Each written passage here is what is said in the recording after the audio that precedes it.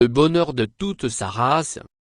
Job chapitre 1. Il y avait dans le pays d'Uth un homme qui s'appelait Job. Et cet homme était intègre et droit, il craignait Dieu, et se détournait du mal. Il lui naquit 7 fils et 3 filles. Il possédait 7000 brebis, 3000 chameaux, 500 paires de bœufs, 500 ânesses, et un très grand nombre de serviteurs. Et cet homme était le plus considérable de tous les fils de l'Orient. Ses fils allaient les uns chez les autres et donnaient tour à tour un festin, et ils invitaient leurs 3 sœurs à manger et à boire avec eux. Et quand les jours de festin étaient passés, Job appelait et sanctifiait ses fils, puis il se levait de bon matin et offrait pour chacun d'eux un holocauste, car Job disait, « Peut-être mes fils ont-ils péché et ont-ils offensé Dieu dans leur cœur ?» C'est ainsi que Job avait coutume d'agir. Or, les fils de Dieu vinrent un jour se présenter devant l'Éternel, et Satan vint aussi au milieu d'eux. L'Éternel dit à Satan, « D'où viens-tu » Et Satan répondit à l'Éternel, « De parcourir la terre et de m'y promener. » L'Éternel dit à Satan, « As-tu remarqué mon serviteur Job ? Il n'y a personne comme lui sur la terre, c'est un homme intègre et droit, craignant Dieu, et se détournant du mal. » Et Satan répondit à l'Éternel, « Est-ce d'une manière désintéressée que Job craint Dieu ? Ne l'as-tu pas protégé, lui, sa maison, et tout ce qui est à lui ? Tu as béni l'œuvre de ses mains, et ses troupeaux couvrent le pays. Mais étends ta main, touche à tout ce qui lui appartient, et je suis sûr qu'il te maudit en face. » L'Éternel dit à Satan, « Voici, tout ce qui lui appartient, je te le livre, seulement, ne porte pas la main sur lui. » Et Satan se retira de devant la face de l'Éternel. Un jour que les fils et les filles de Job mangeaient et buvaient du vin dans la maison de leur frère aîné, il arriva auprès de Job un messager qui dit, « Les bœufs labouraient et les ânesses paissaient à côté d'eux, des Sabéens se sont jetés dessus, les ont enlevés, et ont passé les serviteurs au fil de l'épée. Et je me suis échappé moi seul, pour t'en apporter la nouvelle. » Il parlait encore, lorsqu'un autre vint et dit, « Le feu de Dieu est tombé du ciel, a embrasé les brebis et les serviteurs, et les a consumés. Et je me suis échappé moi seul, pour t'en apporter la nouvelle. » Il parlait encore, lorsqu'un autre vint et dit, « Des Chaldéens, formés en 3 bandes, se sont jetés sur les chameaux, les ont enlevés, et ont passé les serviteurs au fil de l'épée. Et je me suis échappé moi seul, pour t'en apporter la nouvelle. » Il parlait encore, lorsqu'un autre vint et dit, « Tes fils et tes filles mangeaient et buvaient du vin dans la maison de leur frère aîné, et voici, un grand vent est venu de l'autre côté du désert, et a frappé contre les 4 coins de la maison, elle s'est écroulée sur les jeunes gens, et ils sont morts. Et je me suis échappé moi seul, pour t'en apporter la nouvelle. » Alors Job se leva, déchira son manteau, et se rasa la tête, puis, se jetant par terre, il se prosterna, et dit, « Je suis sorti nu du sein de ma mère, et nu je retournerai dans le sein de la terre.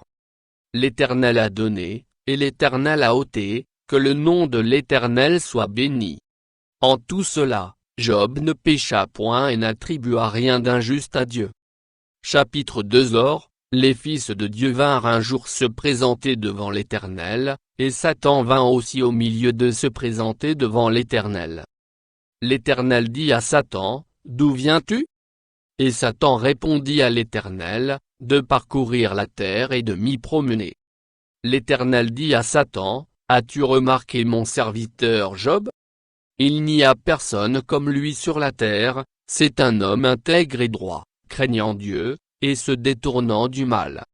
Il demeure ferme dans son intégrité, et tu m'excites à le perdre sans motif. » Et Satan répondit à l'Éternel, « Peau pour peau. Tout ce que possède un homme, il le donne pour sa vie. Mais étends ta main, touche à ses os et à sa chair, et je suis sûr qu'il te maudit en face. » L'Éternel dit à Satan, « Voici, je te le livre, seulement, épargne sa vie. » Et Satan se retira de devant la face de l'Éternel. Puis il frappa Job d'un ulcère malin, depuis la plante du pied jusqu'au sommet de la tête. Et Job prit un tesson pour se gratter et s'assit sur la cendre. Sa femme lui dit, « Tu demeures ferme dans ton intégrité. Maudis Dieu, et meurs. » Mais Job lui répondit, « Tu parles comme une femme insensée. Quoi? Nous recevons de Dieu le bien, et nous ne recevrions pas aussi le mal. » En tout cela Job ne pécha point par ses lèvres. 3 amis de Job, Eliphaz de Théman, Bildad de Shua, et Zophar de Nama, apprirent tous les malheurs qui lui étaient arrivés. Ils se concertèrent et partirent de chez eux pour aller le plaindre et le consoler. Ayant de loin porté les regards sur lui, ils ne le reconnurent pas, et ils élevèrent la voix et pleurèrent. Ils déchirèrent leurs manteaux, et ils jetèrent de la poussière en l'air au-dessus de leur tête. Et ils se tinrent assis à terre auprès de lui 7 jours et 7 nuits, sans lui dire une parole, car ils voyaient combien sa douleur était grande. Chapitre 3. Après cela, Job ouvrit la bouche et maudit le jour de sa naissance. Il prit la parole et dit, « Périsse le jour où je suis né, et la nuit qui dit, un enfant mâle est conçu. Ce jour. Qu'il se change en ténèbres, que Dieu n'en ait point souci dans le ciel, et que la lumière ne rayonne plus sur lui. Que l'obscurité et l'ombre de la mort s'en emparent, que des nuées établissent leur demeure au-dessus de lui, et que de noirs phénomènes l'épouvantent. Cette nuit. Que les ténèbres en fassent leur proie, qu'elles disparaissent de l'année, qu'elles ne soient plus comptées parmi les mois. Que cette nuit devienne stérile, que l'allégresse en soit bannie. Qu'elle soit maudite par ceux qui maudissent les jours, par ceux qui savent exciter le Léviathan. Que les étoiles de son crépuscule s'obscurcissent, qu'elle attende en vain la lumière, et qu'elle ne voit point les paupières de l'aurore. Car elle n'a pas fermé le sein qui me conçut, ni dérobé la souffrance à mes regards. Pourquoi ne suis-je pas mort dans le ventre de ma mère? Pourquoi n'ai-je pas expiré au sortir de ses entrailles? Pourquoi ai-je trouvé des genoux pour me recevoir, et des mamelles pour m'allaiter? Je serai couché maintenant, je serai tranquille, je dormirai, je reposerai, avec les rois et les grands de la terre, qui se bâtirent des mausolées, avec les princes qui avaient de l'or, et qui remplirent d'argent leur demeure. Où je n'existerai pas, je serai comme un avorton caché, comme des enfants qui n'ont pas vu la lumière. Là ne s'agitent plus les méchants, et là se reposent ceux qui sont fatigués et sans force. Les captifs sont tous en paix, ils n'entendent pas la voix de l'oppresseur, le petit et le grand sont là, et l'esclave n'est plus soumis à son maître. Pourquoi donne-t-il la lumière à celui qui souffre, et la vie à ceux qui ont l'amertume dans l'âme, qui espèrent en vain la mort, et qui la convoitent plus qu'un trésor, qui serait transporté de joie et saisi d'allégresse, s'il trouvait le tombeau? À l'homme qui ne sait où aller, et que Dieu cerne de toutes parts? Mes soupirs sont ma nourriture, et mes cris se répandent comme l'eau. Ce que je crains, c'est ce qui m'arrive, ce que je redoute, c'est ce qui m'atteint. Je n'ai ni tranquillité, ni paix, ni repos, et le trouble s'est emparé de moi. Chapitre 4. Eliphaz de Théman prit la parole et dit, « Si nous osons ouvrir la bouche, en seras-tu peiné? Mais qui pourrait garder le silence? Voici, tu as souvent enseigné les autres, tu as fortifié les mains languissantes, tes paroles ont relevé ceux qui chancelaient, tu as affermi les genoux qui pliaient. Et maintenant qu'il s'agit de toi, tu faiblis. Maintenant que tu es atteint, tu te troubles. Ta crainte de Dieu n'est-elle pas ton soutien? Ton espérance, n'est-ce pas ton intégrité? Cherche dans ton souvenir, quel est l'innocent qui a péri? Quels sont les justes qui ont été exterminés? Pour moi, je l'ai vu, ceux qui labourent l'iniquité et qui sèment l'injustice en moissonnent les fruits, ils périssent par le souffle de Dieu, ils sont consumés par le vent de sa colère, le rugissement des lions prend fin, les dents des lionceaux sont brisées, le lion périt faute de proie, et les petits de la lionne se dispersent. Une parole est arrivée furtivement jusqu'à moi, et mon oreille en a recueilli les sons légers. au moment où les visions de la nuit agitent la pensée, quand les hommes sont livrés à un profond sommeil, je fus saisi de frayeur et d'épouvante, et tous mes os tremblèrent. Un esprit passa près de moi, tous mes cheveux s'hérissèrent, une figure d'un aspect inconnu était devant mes yeux, et j'entendis une voix qui murmurait doucement, « L'homme serait-il juste devant Dieu? Serait-il pur devant celui qui l'a fait? Si Dieu n'a pas confiance en ses serviteurs, s'il trouve de la folie chez ses anges, combien plus chez ceux qui habitent des maisons d'argile, qui tirent leur origine de la poussière, et qui peuvent être écrasés comme un vermisseau. Du matin au soir ils sont brisés, ils périssent pour toujours, et nul n'y prend garde, le fil de leur vie est coupé, ils meurent, et ils n'ont pas acquis la sagesse. » Chapitre 5. Crie maintenant. Qui te répondra? Auquel dessein t'adresseras-tu? L'insensé périt dans sa colère, le fou meurt dans ses emportements. J'ai vu l'insensé prendre racine, puis soudain j'ai maudit sa demeure. Plus de prospérité pour ses fils, ils sont foulés à la porte, et personne qui les délivre. Sa moisson est dévorée par des affamés, qui viennent l'enlever jusque dans les épines, et ses biens sont engloutis par des hommes altérés. Le malheur ne sort pas de la poussière, et la souffrance ne germe pas du sol, l'homme naît pour souffrir, comme l'étincelle pour voler. Pour moi, j'aurai recours à Dieu, et c'est à Dieu que j'exposerai ma cause. Il fait des choses grandes et insondables, des merveilles sans nombre, il répand la pluie sur la terre, et envoie l'eau sur les campagnes, il relève les humbles, et délivre les affligés, il anéantit les projets des hommes rusés, et leurs mains ne peuvent les accomplir, il prend les sages dans leurs propres ruses, et les desseins des hommes artificieux sont renversés. Il rencontre les ténèbres au milieu du jour, il tâtonne en plein midi comme dans la nuit. Ainsi Dieu protège le faible contre leurs menaces, et le sauve de la main des puissants, et l'espérance soutient le malheureux, mais l'iniquité ferme la bouche. Heureux l'homme que Dieu châtie. Ne méprise pas la correction du Tout-Puissant. Il fait la plaie, et il la bande, il blesse, et sa main guérit. 6 fois il te délivrera de l'angoisse, et 7 fois le mal ne t'atteindra pas. Il te sauvera de la mort pendant la famine, et des coups du glaive pendant la guerre. Tu seras à l'abri du fléau de la langue, tu seras sans crainte quand viendra la dévastation. Tu te riras de la dévastation comme de la famine, et tu n'auras pas à redouter les bêtes de la terre, car tu feras alliance avec les pierres des champs, et les bêtes de la terre seront en paix avec toi. Tu jouiras du bonheur sous ta tente, tu retrouveras tes troupeaux au complet, tu verras ta postérité s'accroître, et tes rejetons se multiplier comme l'herbe des champs. Tu entreras au sépulcre dans la vieillesse, comme on emporte une gerbe en son temps. Voilà ce que nous avons reconnu, voilà ce qui est, à toi d'entendre et de mettre à profit. Chapitre 6. Job prit la parole et dit, « Oh! S'il était possible de peser ma douleur, et si toutes mes calamités étaient sur la balance, elles seraient plus pesantes que le sable de la mer, voilà pourquoi mes paroles vont jusqu'à la folie.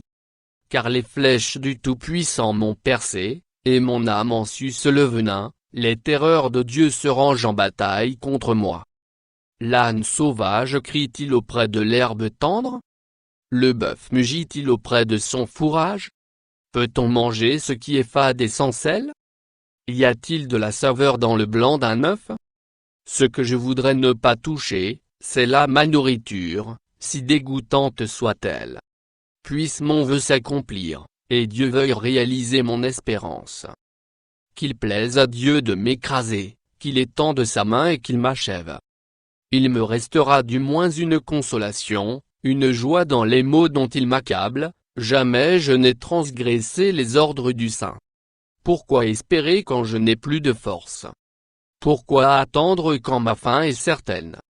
Ma force est-elle une force de pierre? Mon corps est-il d'airain? Ne suis-je pas sans ressources, et le salut n'est-il pas loin de moi? Celui qui souffre a droit à la compassion de son ami, même quand il abandonnerait la crainte du Tout-Puissant. Mes frères sont perfides comme un torrent, comme le lit des torrents qui disparaissent. Les glaçons en troublent le cours, la neige s'y précipite, viennent les chaleurs, et ils tarissent, les feux du soleil, et leur lit demeura sec. Les caravanes se détournent de leur chemin, s'enfoncent dans le désert, et périssent. Les caravanes de Théma fixent le regard, les voyageurs de Séba sont pleins d'espoir, ils sont honteux d'avoir eu confiance, ils restent confondus quand ils arrivent. Ainsi, vous êtes comme si vous n'existiez pas, vous voyez mon angoisse, et vous en avez horreur. Vous ai-je dit, donnez-moi quelque chose, faites en ma faveur des présents avec vos biens, délivrez-moi de la main de l'ennemi, rachetez-moi de la main des méchants. Instruisez-moi, et je me tairai, faites-moi comprendre en quoi j'ai péché. Que les paroles vraies sont persuasives. Mais que prouvent vos remontrances? Voulez-vous donc blâmer ce que j'ai dit, et ne voir que du vent dans les discours d'un désespéré? Vous accablez un orphelin, vous persécutez votre ami. Regardez-moi, je vous prie. Vous mentirai-je en façon? Revenez, ne soyez pas injuste, revenez, et reconnaissez mon innocence. Y a-t-il de l'iniquité sur ma langue, et ma bouche ne discerne-t-elle pas le mal? Chapitre 7. Le sort de l'homme sur la terre est celui d'un soldat, et ses jours sont ceux d'un mercenaire. Comme l'esclave soupire après l'ombre, comme l'ouvrier attend son salaire, ainsi j'ai pour partage des mois de douleur, j'ai pour mon lot des nuits de souffrance. Je me couche, et je dis, quand me lèverai-je? Quand finira la nuit? Et je suis rassasié d'agitation jusqu'au point du jour. Mon corps se couvre de verre et d'une croûte terreuse, ma peau se crevasse et se dissout.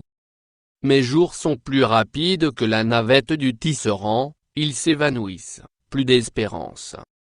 Souviens-toi que ma vie est un souffle. Mes yeux ne reverront pas le bonheur. L'œil qui me regarde ne me regardera plus, ton œil me cherchera, et je ne serai plus. Comme la nuée se dissipe et s'en va, celui qui descend au séjour des morts ne remontera pas, il ne reviendra plus dans sa maison, et le lieu qu'il habitait ne le connaîtra plus. C'est pourquoi je ne retiendrai point ma bouche, je parlerai dans l'angoisse de mon cœur, je me plaindrai dans l'amertume de mon âme. Suis-je une mer, ou un monstre marin, pour que tu établisses des gardes autour de moi? Quand je dis, mon lit me soulagera, ma couche calmera mes douleurs, c'est alors que tu m'effraies par des songes, que tu m'épouvantes par des visions. Ah! Je voudrais être étranglé. Je voudrais la mort plutôt que Céos. Je les méprise. Je ne vivrai pas toujours. Laisse-moi, car ma vie n'est qu'un souffle. Qu'est-ce que l'homme, pour que tu en fasses tant de cas, pour que tu daignes prendre garde à lui, pour que tu le visites tous les matins, pour que tu l'éprouves à tous les instants?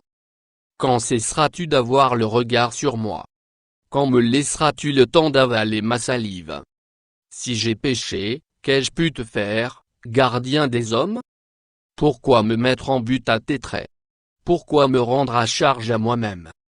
Que ne pardonnes-tu mon péché, et que n'oublies-tu mon iniquité? Car je vais me coucher dans la poussière, tu me chercheras, et je ne serai plus. Chapitre 8. Bildad Shua prit la parole et dit, jusqu'à quand veux-tu discourir de la sorte, et les paroles de ta bouche seront-elles un vent impétueux? Dieu renverserait-il le droit? Le Tout-Puissant renverserait-il la justice? Si tes fils ont péché contre lui, il les a livrés à leurs péchés. Mais toi, si tu as recours à Dieu, si tu implores le Tout-Puissant, si tu es juste et droit, certainement alors il veillera sur toi, et rendra le bonheur à ton innocente demeure. Ton ancienne prospérité semblera peu de choses, celle qui t'est réservée sera bien plus grande. Interroge ceux des générations passées, sois attentif à l'expérience de leur père. Car nous sommes d'hier, et nous ne savons rien, nos jours sur la terre ne sont qu'une ombre. Ils t'instruiront, ils te parleront, ils tireront de leur cœur ces sentences, le jonc croît-il sans marais? Le roseau croît-il sans humidité? Encore vert et sans qu'on le coupe, il sèche plus vite que toutes les herbes. Ainsi arrive-t-il à tous ceux qui oublient Dieu, et l'espérance de l'impie périra. Son assurance est brisée, son soutien est une toile d'araignée. Il s'appuie sur sa maison, et elle n'est pas ferme, il s'y cramponne, et elle ne résiste pas. Dans toute sa vigueur, en plein soleil, il étend ses rameaux sur son jardin, il entrelace ses racines parmi les pierres, il pénètre jusque dans les murailles, l'arrache tant du lieu qu'il occupe, ce lieu le renie, je ne t'ai point connu. Tels sont les délices que ses voies lui procurent. Puis sur le même sol d'autres s'élèvent après lui. Non, Dieu ne rejette point l'homme intègre, et il ne protège point les méchants. Il remplira ta bouche de cris de joie, et tes lèvres de chants d'allégresse. Tes ennemis seront couverts de honte, la tente des méchants disparaîtra. Chapitre 9. Job prit la parole et dit, je sais bien qu'il en est ainsi, comment l'homme serait-il juste devant Dieu? S'il voulait contester avec lui, sur 1000 choses il ne pourrait répondre à une seule. À lui la sagesse et la toute-puissance, qui lui résisterait impunément? Il transporte soudain les montagnes, il les renverse dans sa colère. Il secoue la terre sur sa base, et ses colonnes sont ébranlées. Il commande au soleil, et le soleil ne paraît pas, il met un sceau sur les étoiles. Seul, il étend les cieux, il marche sur les hauteurs de la mer. Il a créé la grande ourse, l'Orion et les Pléiades, et les étoiles des régions australes. Il fait des choses grandes et insondables, des merveilles sans nombre. Voici, il passe près de moi, et je ne le vois pas, il s'en va, et je ne l'aperçois pas. S'il enlève, qui s'y opposera? Qui lui dira, que fais-tu? Dieu ne retire point sa colère, sous lui s'inclinent les appuis de l'orgueil. Et moi, comment lui répondre? Quelle parole choisir? Quand je serai juste, je ne répondrai pas, je ne puis qu'implorer mon juge. Et quand il m'exaucerait, si je l'invoque, je ne croirais pas qu'il eût écouté ma voix, lui qui m'assaille comme par une tempête, qui multiplie sans raison mes blessures, qui ne me laisse pas respirer, qui me rassasie d'amertume. Recourir à la force? Il est tout-puissant. À la justice? Qui me fera comparaître? Suis-je juste, ma bouche me condamnera, suis-je innocent, il me déclarera coupable. Innocent. Je le suis, mais je ne tiens pas à la vie, je méprise mon existence. Qu'importe après tout. Car, j'ose le dire, il détruit l'innocent comme le coupable. Si du moins le fléau donnait soudain la mort. Mais il se rit des épreuves de l'innocent. La terre est livrée aux mains de l'impie, il voile la face des juges. Si ce n'est pas lui, qui est-ce donc? Mes jours sont plus rapides qu'un courrier, il fuit sans avoir vu le bonheur, il passe comme les navires de jonc, comme l'aigle qui fond sur sa proie. Si je dis, je veux oublier mes souffrances, laisser ma tristesse, reprendre courage, je suis effrayé de toutes mes douleurs. Je sais que tu ne me tiendras pas pour innocent. Je serai jugé coupable, pourquoi me fatiguer en vain? Quand je me lèverai dans la neige, quand je purifierai mes mains avec du savon, tu me plongerais dans la fange, et mes vêtements m'auraient en horreur. Il n'est pas un homme comme moi, pour que je lui réponde, pour que nous allions ensemble en justice. Il n'y a pas entre nous d'arbitre, qui pose sa main sur nous deux. Qu'il retire sa verge de dessus moi, que ces terreurs ne me troublent plus, alors je parlerai et je ne le craindrai pas. Autrement, je ne suis point à moi-même. Chapitre 10. Mon âme est dégoûtée de la vie. Je donnerai cours à ma plainte, je parlerai dans l'amertume de mon âme. Je dis à Dieu, ne me condamne pas. Fais-moi savoir pourquoi tu me prends à partie. Te paraît-il bien de maltraiter, de repousser l'ouvrage de tes mains, et de faire briller ta faveur sur le conseil des méchants? As-tu des yeux de chair, vois-tu comme voit un homme? Tes jours sont-ils comme les jours de l'homme, et tes années comme ses années, pour que tu recherches mon iniquité, pour que tu t'enquières de mon péché, sachant bien que je ne suis pas coupable, et que nul ne peut me délivrer de ta main? Tes mains m'ont formé, elles m'ont créé, elles m'ont fait tout entier. Et tu me détruirais. Souviens-toi que tu m'as façonné comme de l'argile, voudrais-tu de nouveau me réduire en poussière? Ne m'as-tu pas coulé comme du lait?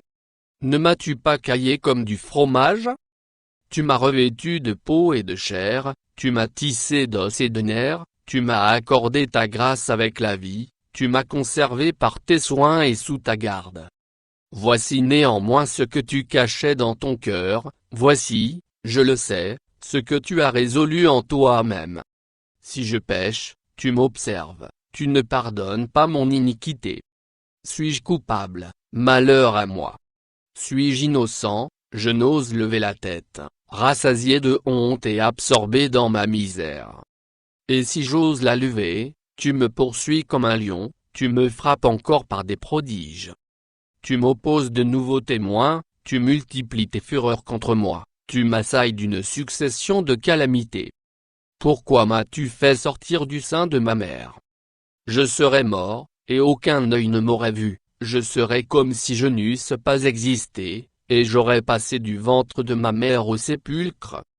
Mes jours ne sont-ils pas en petit nombre?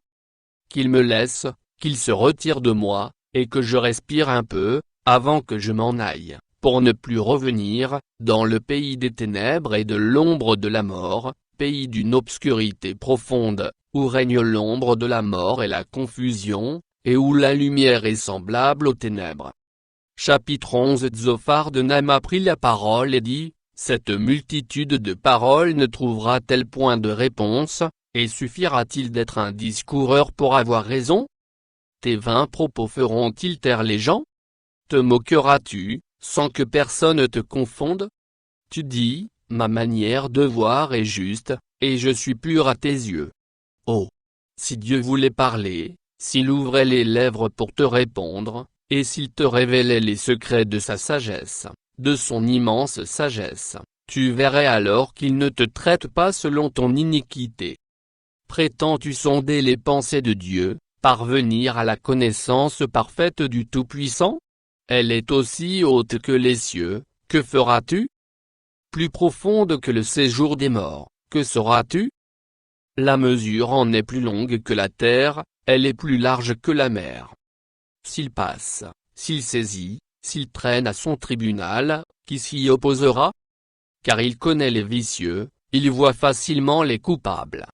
L'homme, au contraire, a l'intelligence d'un fou, il est né comme le petit d'un âne sauvage. Pour toi, dirige ton cœur vers Dieu, étends vers lui tes mains, éloigne-toi de l'iniquité, et ne laisse pas habiter l'injustice sous ta tente. Alors tu lèveras ton front sans tache, tu seras ferme et sans crainte, tu oublieras tes souffrances, tu t'en souviendras comme des eaux écoulées. Tes jours auront plus d'éclat que le soleil à son midi, tes ténèbres seront comme la lumière du matin, tu seras plein de confiance, et ton attente ne sera plus vaine, tu regarderas autour de toi, et tu reposeras en sûreté. Tu te coucheras sans que personne ne te trouble, et plusieurs caresseront ton visage. Mais les yeux des méchants seront consumés, pour eux point de refuge, la mort, voilà leur espérance. Chapitre 12. Job prit la parole et dit, on dirait, en vérité, que le genre humain c'est vous, et qu'avec vous doit mourir la sagesse. J'ai tout aussi bien que vous de l'intelligence, moi, je ne vous suis point inférieur, et qui ne sait les choses que vous dites? Je suis pour mes amis un objet de raillerie, quand j'implore le secours de Dieu, le juste, l'innocent, un objet de raillerie. Au malheur le mépris. C'est la devise des heureux, à celui dont le pied chancelle est réservé le mépris. Il y a paix sous la tente des pillards, sécurité pour ceux qui offensent Dieu, pour quiconque se fait un Dieu de sa force. Interroge les bêtes, elles t'instruiront, les oiseaux du ciel, ils te l'apprendront, parle à la terre, elle t'instruira, et les poissons de la mer te le raconteront. Qui ne reconnaissent chez eux la preuve que la main de l'Éternel a fait toutes choses. Il tient dans sa main l'âme de tout ce qui vit, le souffle de toute chair d'homme. L'oreille ne discerne-t-elle pas les paroles, comme le palais savoure les aliments? Dans les vieillards se trouve la sagesse, et dans une longue vie l'intelligence. En Dieu résident la sagesse et la puissance. Le conseil et l'intelligence lui appartiennent. Ce qu'il renverse ne sera point rebâti, celui qu'il enferme ne sera point délivré. Il retient les eaux et tout se dessèche, il les lâche, et la terre en est dévastée. Il possède la force et la prudence, il maîtrise celui qui s'égare ou fait égarer les autres. Il emmène captifs les conseillers, il trouble la raison des juges. Il délie la ceinture des rois, il met une corde autour de leur rein. Il emmène captifs les sacrificateurs, il fait tomber les puissants. Il ôte la parole à ceux qui ont de l'assurance, il prive de jugement les vieillards. Il verse le mépris sur les grands, il relâche la ceinture des forts. Il met à découvert ce qui est caché dans les ténèbres, il produit à la lumière l'ombre de la mort. Il donne de l'accroissement aux nations, et il les anéantit, il les étend au loin, et il les ramène dans leurs limites. Il enlève l'intelligence aux chefs des peuples, il les fait errer dans les déserts sans chemin, il tâtonne dans les ténèbres, et ne voit pas clair, il les fait errer comme des gens ivres. Chapitre 13. Voici, mon œil a vu tout cela, mon oreille l'a entendu et y a pris garde. Ce que vous savez, je le sais aussi, je ne vous suis point inférieur. Mais je veux parler au Tout-Puissant, je veux plaider ma cause devant Dieu, car vous n'imaginez que des faussetés, vous êtes tous des médecins de néant. Que n'avez-vous gardé le silence? Vous auriez passé pour avoir de la sagesse. Écoutez, je vous prie, ma défense, et soyez attentifs à la réplique de mes lèvres. Direz-vous en faveur de Dieu ce qui est injuste, et pour le soutenir allégrez-vous des faussetés? Voulez-vous avoir égard à sa personne? Voulez-vous plaider pour Dieu? S'il vous sonde, vous approuvera-t-il? Ou le tromperez-vous comme on trompe un homme? Certainement il vous condamnera, si vous n'agissez en secret que par égard pour sa personne. Sa majesté ne vous épouvantera-t-elle pas? Sa terreur ne tombera-t-elle pas sur vous? Vos sentences sont des sentences de cendre, vos retranchements sont des retranchements de boue. Taisez-vous, laissez-moi, je veux parler. Il m'en arrivera ce qu'il pourra. Pourquoi saisirai-je ma chair entre les dents? J'exposerai plutôt ma vie. Voici, il me tuera, je n'ai rien à espérer, mais devant lui je défendrai ma conduite. Cela même peut servir à mon salut, car un impie n'ose paraître en sa présence. Écoutez, écoutez mes paroles, prêtez l'oreille à ce que je vais dire. Me voici prêt à plaider ma cause, je sais que j'ai raison. Quelqu'un disputera-t-il contre moi? Alors je me tais, et je veux mourir. Seulement, accorde-moi deux choses et je ne me cacherai pas loin de ta face, retire ta main de dessus moi, et que tes terreurs ne me troublent plus. Puis appelle, et je répondrai, ou si je parle, réponds-moi. Quel est le nombre de mes iniquités et de mes péchés? Fais-moi connaître mes transgressions et mes péchés. Pourquoi caches-tu ton visage, et me prends-tu pour ton ennemi? Veux-tu frapper une feuille agitée? Veux-tu poursuivre une paille desséchée? Pourquoi m'infliger d'amères souffrances, me punir pour des fautes de jeunesse? Pourquoi mettre mes pieds dans les ceps, surveiller tous mes mouvements, tracer une limite à mes pas, quand mon corps tombe en pourriture, comme un vêtement que dévore la teigne? Chapitre 14. L'homme né de la femme. Sa vie est courte, sans cesse agitée. Il naît, il est coupé comme une fleur, il fuit et disparaît comme une ombre. Et c'est sur lui que tu as l'œil ouvert. Et tu me fais aller en justice avec toi. Comment d'un être souillé sortira-t-il un homme pur? Il n'en peut sortir aucun. Si ses jours sont fixés, si tu as compté ses mois, si tu en as marqué le terme qu'il ne saurait franchir, détourne de lui les regards, et donne-lui du relâche, pour qu'il ait au moins la joie du mercenaire à la fin de sa journée. Un arbre a de l'espérance, quand on le coupe, il repousse, il produit encore des rejetons, quand sa racine a vieilli dans la terre, quand son tronc meurt dans la poussière, il reverdit à l'approche de l'eau, il pousse des branches comme une jeune plante. Mais l'homme meurt, et il perd sa force, l'homme expire, et où est-il? Les eaux des lacs s'évanouissent, les fleuves tarissent et se dessèchent, ainsi l'homme se couche et ne se relèvera plus, il ne se réveillera pas tant que les cieux subsisteront, il ne sortira pas de son sommeil. Oh! Si tu voulais me cacher dans le séjour des morts, m'y tenir à couvert jusqu'à ce que ta colère fût passée, et me fixer un terme auquel tu te souviendras de moi.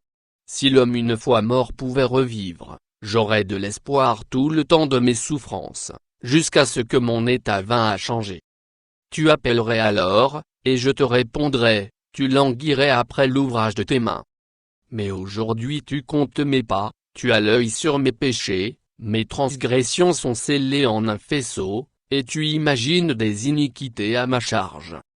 La montagne s'écroule et périt, le rocher disparaît de sa place, la pierre est broyée par les eaux, et la terre emportée par leur courant, ainsi tu détruis l'espérance de l'homme. Tu es sans cesse à l'assaillir, et il s'en va, tu le défigures, puis tu le renvoies. Que ses fils soient honorés, il n'en sait rien, qu'il soit dans l'abaissement, il l'ignore. C'est pour lui seul qu'il éprouve de la douleur en son corps, c'est pour lui seul qu'il ressent de la tristesse en son âme. Chapitre 15. Eliphaz de Théman prit la parole et dit, le sage répond-il par un vain savoir? Se gonfle-t-il la poitrine du vent d'Orient? Est-ce par d'inutiles propos qu'il se défend? Est-ce par des discours qui ne servent à rien? Toi, tu détruis même la crainte de Dieu, tu anéantis tout mouvement de piété devant Dieu. Ton iniquité dirige ta bouche, et tu prends le langage des hommes rusés. Ce n'est pas moi, c'est ta bouche qui te condamne. Ce sont tes lèvres qui déposent contre toi. Es-tu né le premier des hommes? As-tu été enfanté avant les collines? As-tu reçu les confidences de Dieu? As-tu dérobé la sagesse à ton profit? Que sais-tu que nous ne sachions pas? Quelle connaissance as-tu que nous n'ayons pas? Il y a parmi nous des cheveux blancs, des vieillards, plus riches de jours que ton père. Tiens-tu pour peu de choses les consolations de Dieu, et les paroles qui doucement se font entendre à toi? Où ton cœur t'entraîne-t-il, et que signifie ce roulement de tes yeux? Quoi? C'est contre Dieu que tu tournes ta colère et que ta bouche exhale de pareils discours. Qu'est-ce que l'homme, pour qu'il soit pur? Celui qui est né de la femme peut-il être juste? Si Dieu n'a pas confiance en ses saints, si les cieux ne sont pas purs devant lui, combien moins l'être abominable et pervers, l'homme qui boit l'iniquité comme l'eau. Je vais te parler, écoute-moi. Je raconterai ce que j'ai vu, ce que les sages ont fait connaître, ce qu'ils ont révélé, l'ayant appris de leur père. À eux seuls appartenait le pays, et parmi eux nul étranger n'était encore venu. Le méchant passe dans l'angoisse tous les jours de sa vie, toutes les années qui sont le partage de l'impie. La voix de la terreur retentit à ses oreilles, au sein de la paix, le dévastateur va fondre sur lui, il n'espère pas échapper aux ténèbres, il voit l'épée qui le menace, il court çà et là pour chercher du pain, il sait que le jour des ténèbres l'attend. La détresse et l'angoisse l'épouvantent, elle assaille comme un roi prêt à combattre, car il a levé la main contre Dieu, il a bravé le Tout-Puissant, il a eu l'audace de courir à lui sous le dos épais de ses boucliers. Il avait le visage couvert de graisse, les flancs chargés d'embonpoint, et il habite des villes détruites, des maisons abandonnées, sur le point de tomber en ruine. Il ne s'enrichira plus, sa fortune ne se relèvera pas, sa prospérité ne s'étendra plus sur la terre. Il ne pourra se dérober aux ténèbres, la flamme consumera ses rejetons, et Dieu le fera périr par le souffle de sa bouche. S'il a confiance dans le mal, il se trompe, car le mal sera sa récompense. Elle arrivera avant le terme de ses jours, et son rameau ne verdira plus. Il sera comme une vigne dépouillée de ses fruits encore verts, comme un olivier dont on a fait tomber les fleurs. la maison de l'impie deviendra stérile, et le feu dévorera la tente de l'homme corrompu. Il conçoit le mal et il enfante le mal, il mûrit dans son sein des fruits qui le trompent. Chapitre 16. Job prit la parole et dit, « J'ai souvent entendu pareille chose, vous êtes tous des consolateurs fâcheux. Quand finiront ces discours en l'air? Pourquoi cette irritation dans tes réponses? Moi aussi, je pourrais parler comme vous, si vous étiez à ma place, je vous accablerais de paroles, je secouerais sur vous la tête, je vous fortifierais de la bouche, je remuerais les lèvres pour vous soulager. Si je parle, mes souffrances ne seront point calmées, si je me tais, en quoi seront-elles moindres? Maintenant, hélas, il m'a épuisé. Tu as ravagé toute ma maison, tu m'as saisi, pour témoigner contre moi, ma maigreur se lève, et m'accuse en face. Il me déchire et me poursuit dans sa fureur, il grince des dents contre moi, il m'attaque et me perce de son regard. Ils ouvrent la bouche pour me dévorer, ils m'insultent et me frappent les joues, ils s'acharnent tous après moi. Dieu me livre à la merci des impies, il me précipite entre les mains des méchants. J'étais tranquille, et il m'a secoué, il m'a saisi par la nuque et m'a brisé, il a tiré sur moi comme un but. Ses traits m'environnent de toutes parts, il me perce les reins sans pitié, il répand ma bile sur la terre. Il me fait brèche sur brèche, il fond sur moi comme un guerrier. J'ai cousu un sac sur ma peau, j'ai roulé ma tête dans la poussière.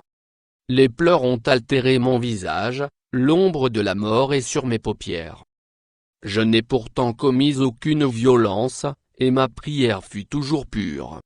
Ô terre, ne couvre point mon sang, et que mes cris prennent librement leur essor. Déjà maintenant, mon témoin est dans le ciel, mon témoin est dans les lieux élevés.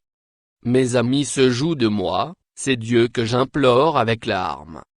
Puisse-t-il donner à l'homme raison contre Dieu, et au Fils de l'homme contre ses amis?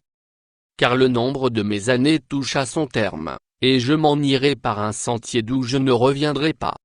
Chapitre 17. Mon souffle se perd, mes jours s'éteignent, le sépulcre m'attend. Je suis environné de moqueurs, et mon œil doit contempler leurs insultes. Sois auprès de toi-même ma caution, autrement, qui répondrait pour moi? Car tu as fermé leur cœur à l'intelligence, aussi ne les laisseras-tu pas triompher. On invite ses amis au partage du butin, et l'on a des enfants dont les yeux se consument. Il m'a rendu la fable des peuples, et ma personne est un objet de mépris. Mon œil est obscurci par la douleur, tous mes membres sont comme une ombre. Les hommes droits en sont stupéfaits, et l'innocent se soulève contre l'impie. Le juste néanmoins demeure ferme dans sa voie, celui qui a les mains pures se fortifie de plus en plus. Mais vous tous, revenez à vos mêmes discours, et je ne trouverai pas un sage parmi vous.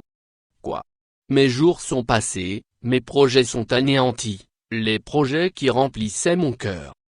Et ils prétendent que la nuit c'est le jour, que la lumière est proche quand les ténèbres sont là. C'est le séjour des morts que j'attends pour demeure, c'est dans les ténèbres que je dresserai ma couche, je crie à la fosse, tu es mon père. Et au ver, vous êtes ma mère et ma sœur. Mon espérance, où donc est-elle? Mon espérance, qui peut la voir? Elle descendra vers les portes du séjour des morts, quand nous irons ensemble reposer dans la poussière. Chapitre 18. Bildad Shua prit la parole et dit, quand mettrez-vous un terme à ces discours? Ayez de l'intelligence, puis nous parlerons. Pourquoi sommes-nous regardés comme des bêtes? Pourquoi ne sommes-nous à vos yeux que des brutes? Ô toi qui te déchires dans ta fureur, faut-il, à cause de toi, que la terre devienne déserte? Faut-il que les rochers disparaissent de leur place? La lumière du méchant s'éteindra, et la flamme qui en jaillit cessera de briller. La lumière s'obscurcira sous sa tente, et sa lampe au-dessus de lui s'éteindra. Ses pas assurés seront à l'étroit, malgré ses efforts, il tombera. Car il met les pieds sur un filet, il marche dans les mailles, il est saisi au piège par le talon, et le filet s'empare de lui, le cordeau est caché dans la terre, et la trappe est sur son sentier. Des terreurs l'assiègent, l'entourent, le poursuivent par derrière. La faim consume ses forces, la misère est à ses côtés. Les parties de sa peau sont l'une après l'autre dévorées, ses membres sont dévorés par le premier-né de la mort. Il est arraché de sa tente où il se croyait en sûreté, il se traîne vers le roi des épouvantements. Nul des siens n'habite sa tente, le soufre est répandu sur sa demeure. En bas, ses racines se dessèchent, en haut, ses branches sont coupées. Sa mémoire disparaît de la terre, son nom n'est plus sur la face des champs. Il est poussé de la lumière dans les ténèbres, il est chassé du monde. Il ne laisse ni descendants ni postérité parmi son peuple, ni survivants dans les lieux qu'il habitait. Les générations à venir seront étonnées de sa ruine, et la génération présente sera saisie d'effroi. Point d'autre destinée pour le méchant, point d'autre sort pour qui ne connaît pas Dieu. Chapitre 19. Job prit la parole et dit, « Jusqu'à quand affligerez-vous mon âme, et m'écraserez-vous de vos discours? Voilà 10 fois que vous m'outragez, n'avez-vous pas honte de m'étourdir ainsi? Si réellement j'ai péché, seul j'en suis responsable. Pensez-vous me traiter avec hauteur? Pensez-vous démontrer que je suis coupable? Sachez alors que c'est Dieu qui me poursuit, et qui m'enveloppe de son filet. Voici, je crie à la violence, et nul ne répond, j'implore justice, et point de justice. Il m'a fermé toute issue, et je ne puis passer, il a répandu des ténèbres sur mes sentiers. Il m'a dépouillé de ma gloire, il a enlevé la couronne de ma tête. Il m'a brisé de toutes parts, et je m'en vais, il a arraché mon espérance comme un arbre. Il s'est enflammé de colère contre moi, il m'a traité comme l'un de ses ennemis. Ses troupes se sont de concert mises en marche, elles se sont frayées leur chemin jusqu'à moi, elles ont campé autour de ma tente. Il a éloigné de moi mes frères, et mes amis se sont détournés de moi, je suis abandonné de mes proches, je suis oublié de mes intimes. Je suis un étranger pour mes serviteurs et mes servantes, je ne suis plus à leurs yeux qu'un inconnu. J'appelle mon serviteur, et il ne répond pas, je le supplie de ma bouche, et c'est en vain. Mon humeur est à charge à ma femme, et ma plainte au fils de mes entrailles. Je suis méprisé même par des enfants, si je me lève, je reçois leurs insultes. Ceux que j'avais pour confidents m'ont en horreur, ceux que j'aimais se sont tournés contre moi. Mes os se sont attachés à ma peau et à ma chair, il ne me reste que la peau des dents. Ayez pitié de moi, vous, mes amis. Car la main de Dieu m'a frappé. Pourquoi me poursuivre comme Dieu me poursuit? Pourquoi vous montrer insatiable de ma chair? Oh! Je voudrais que mes paroles fussent écrites, qu'elles fussent écrites dans un livre, je voudrais qu'avec un burin de fer et avec du plomb elles fussent pour toujours gravées dans le roc. Mais je sais que mon Rédempteur est vivant, et qu'il se lèvera le dernier sur la terre. Quand ma peau sera détruite, il se lèvera, quand je n'aurai plus de chair, je verrai Dieu. Je le verrai, et il me sera favorable, mes yeux le verront, et non ceux d'un autre, mon âme languit d'attente au-dedans de moi. Vous direz alors, pourquoi le poursuivions-nous? Car la justice de ma cause sera reconnue. Craignez pour vous le glaive, les châtiments par le glaive sont terribles. Et sachez qu'il y a un jugement. Chapitre 20. Zophar de Nama prit la parole et dit, mes pensées me forcent à répondre, et mon agitation ne peut se contenir. J'ai entendu des reproches qui m'outragent, le souffle de mon intelligence donnera la réplique. Ne sais-tu pas que, de tout temps, depuis que l'homme a été placé sur la terre, le triomphe des méchants a été court, et la joie de l'impie momentanée? Quand il s'élèverait jusqu'aux cieux, et que sa tête toucherait aux nues, il périra pour toujours comme son ordure, et ceux qui le voyaient diront, où est-il? Il s'envolera comme un songe, et on ne le trouvera plus, il disparaîtra comme une vision nocturne, l'œil qui le regardait ne le regardera plus, Le lieu qu'il habitait ne l'apercevra plus. Ses fils seront assaillis par les pauvres, et ses mains restitueront ce qu'il a pris par violence. La vigueur de la jeunesse, qui remplissait ses membres, aura sa couche avec lui dans la poussière. Le mal était doux à sa bouche, il le cachait sous sa langue, il le savourait sans l'abandonner, il le retenait au milieu de son palais, mais sa nourriture se transformera dans ses entrailles, elle deviendra dans son corps un venin d'aspic. Il a englouti des richesses, il les vomira, Dieu les chassera de son ventre. Il a sucé du venin d'aspic, la langue de la vipère le tuera. Il ne reposera plus ses regards sur les ruisseaux, sur les torrents, sur les fleuves de miel et de lait. Il rendra ce qu'il a gagné, et n'en profitera plus, il restituera tout ce qu'il a pris, et n'en jouira plus. Car il a opprimé, délaissé les pauvres, il a ruiné des maisons et ne les a pas rétablies. Son avidité n'a point connu de borne, mais il ne sauvera pas ce qu'il avait de plus cher. Rien n'échappait à sa voracité, mais son bien-être ne durera pas. Au milieu de l'abondance il sera dans la détresse, la main de tous les misérables se lèvera sur lui.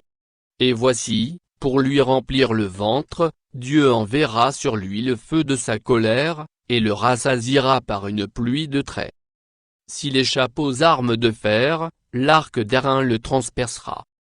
Il arrache de son corps le trait, qui étincelle au sortir de ses entrailles, et il est en proie aux terreurs de la mort. Toutes les calamités sont réservées à ses trésors, il sera consumé par un feu que n'allumera point l'homme, et ce qui restera dans sa tente en deviendra la pâture. Les cieux dévoileront son iniquité, et la terre s'élèvera contre lui. Les revenus de sa maison seront emportés, ils disparaîtront au jour de la colère de Dieu. Telle est la part que Dieu réserve aux méchants, tel est l'héritage que Dieu lui destine.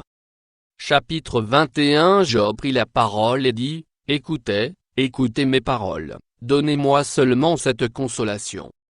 Laissez-moi parler, je vous prie, et, quand j'aurai parlé, tu pourras te moquer. Est-ce contre un homme que se dirige ma plainte?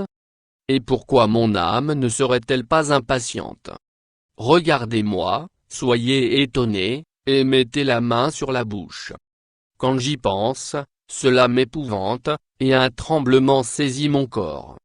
Pourquoi les méchants vivent-ils? Pourquoi les voit-on vieillir et accroître leur force? Leur postérité s'affermit avec eux et en leur présence, leurs rejetons prospèrent sous leurs yeux. Dans leur maison règne la paix, sans mélange de crainte, la verge de Dieu ne vient pas les frapper. Leurs taureaux sont vigoureux et féconds, leurs génies se conçoivent et n'avortent point. Ils laissent courir leurs enfants comme des brebis, et les enfants prennent leurs ébats. Ils chantent au son du tambourin et de la harpe, ils se réjouissent au son du chalumeau. Ils passent leurs jours dans le bonheur, et ils descendent en un instant au séjour des morts. Ils disaient pourtant à Dieu, « Retire-toi de nous, nous ne voulons pas connaître tes voies. » Qu'est-ce que le Tout-Puissant, pour que nous le servions? Que gagnerons-nous à lui adresser nos prières? Quoi donc? Ne sont-ils pas en possession du bonheur? Loin de moi le conseil des méchants. Mais arrive-t-il souvent que leurs lampes s'éteignent, que la misère fonde sur eux, que Dieu leur distribue leur part dans sa colère, qu'ils soient comme la paille emportée par le vent, comme la balle enlevée par le tourbillon? Est-ce pour les fils que Dieu réserve le châtiment du Père?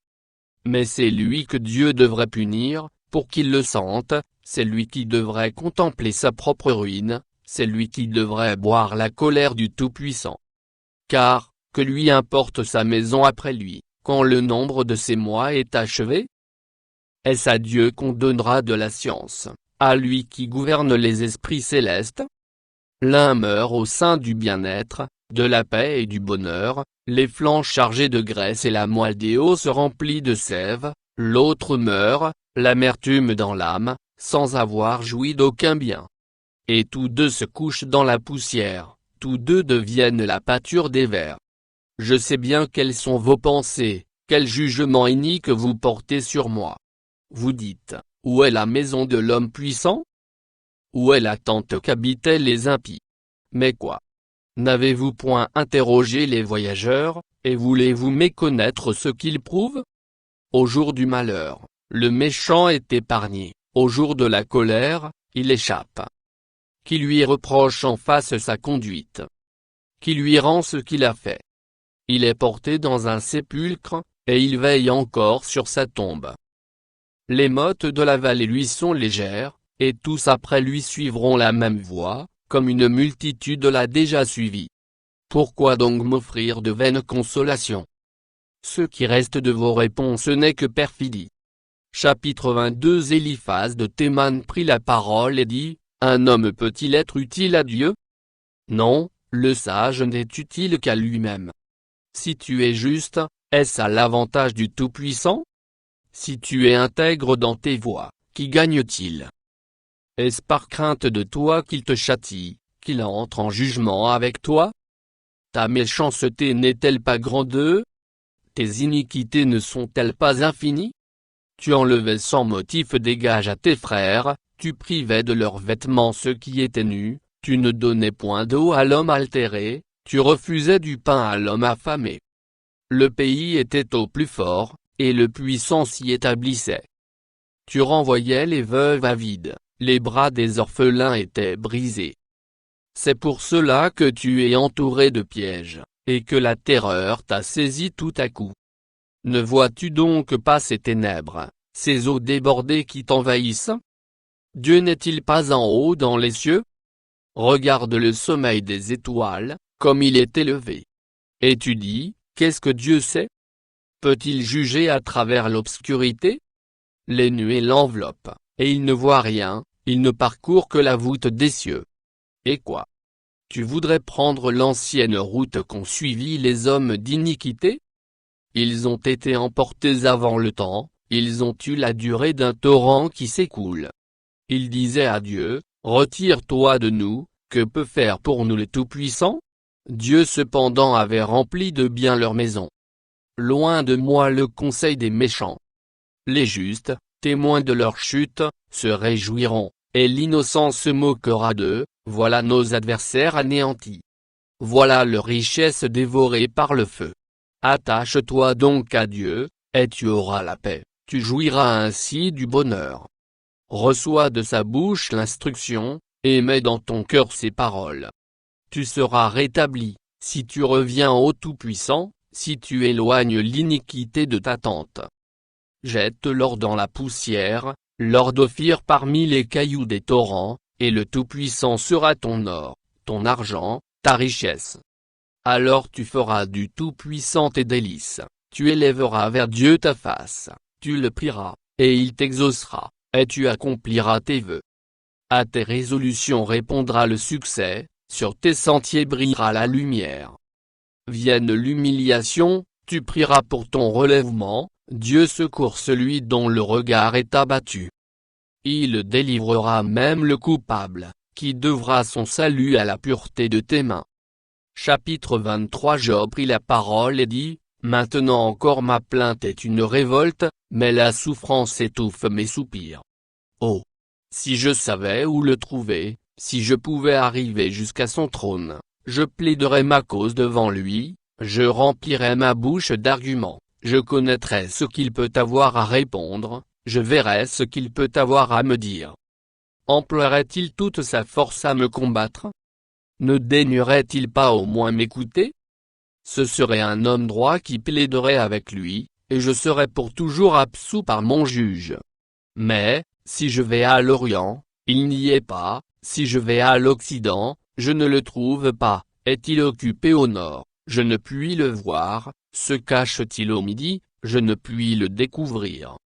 Il sait néanmoins quelle voie j'ai suivie, et, s'il m'éprouvait, je sortirais pur comme l'or. Mon pied s'est attaché à ses pas, j'ai gardé sa voie, et je ne m'en suis point détourné. Je n'ai pas abandonné les commandements de ses lèvres, j'ai fait plier ma volonté aux paroles de sa bouche.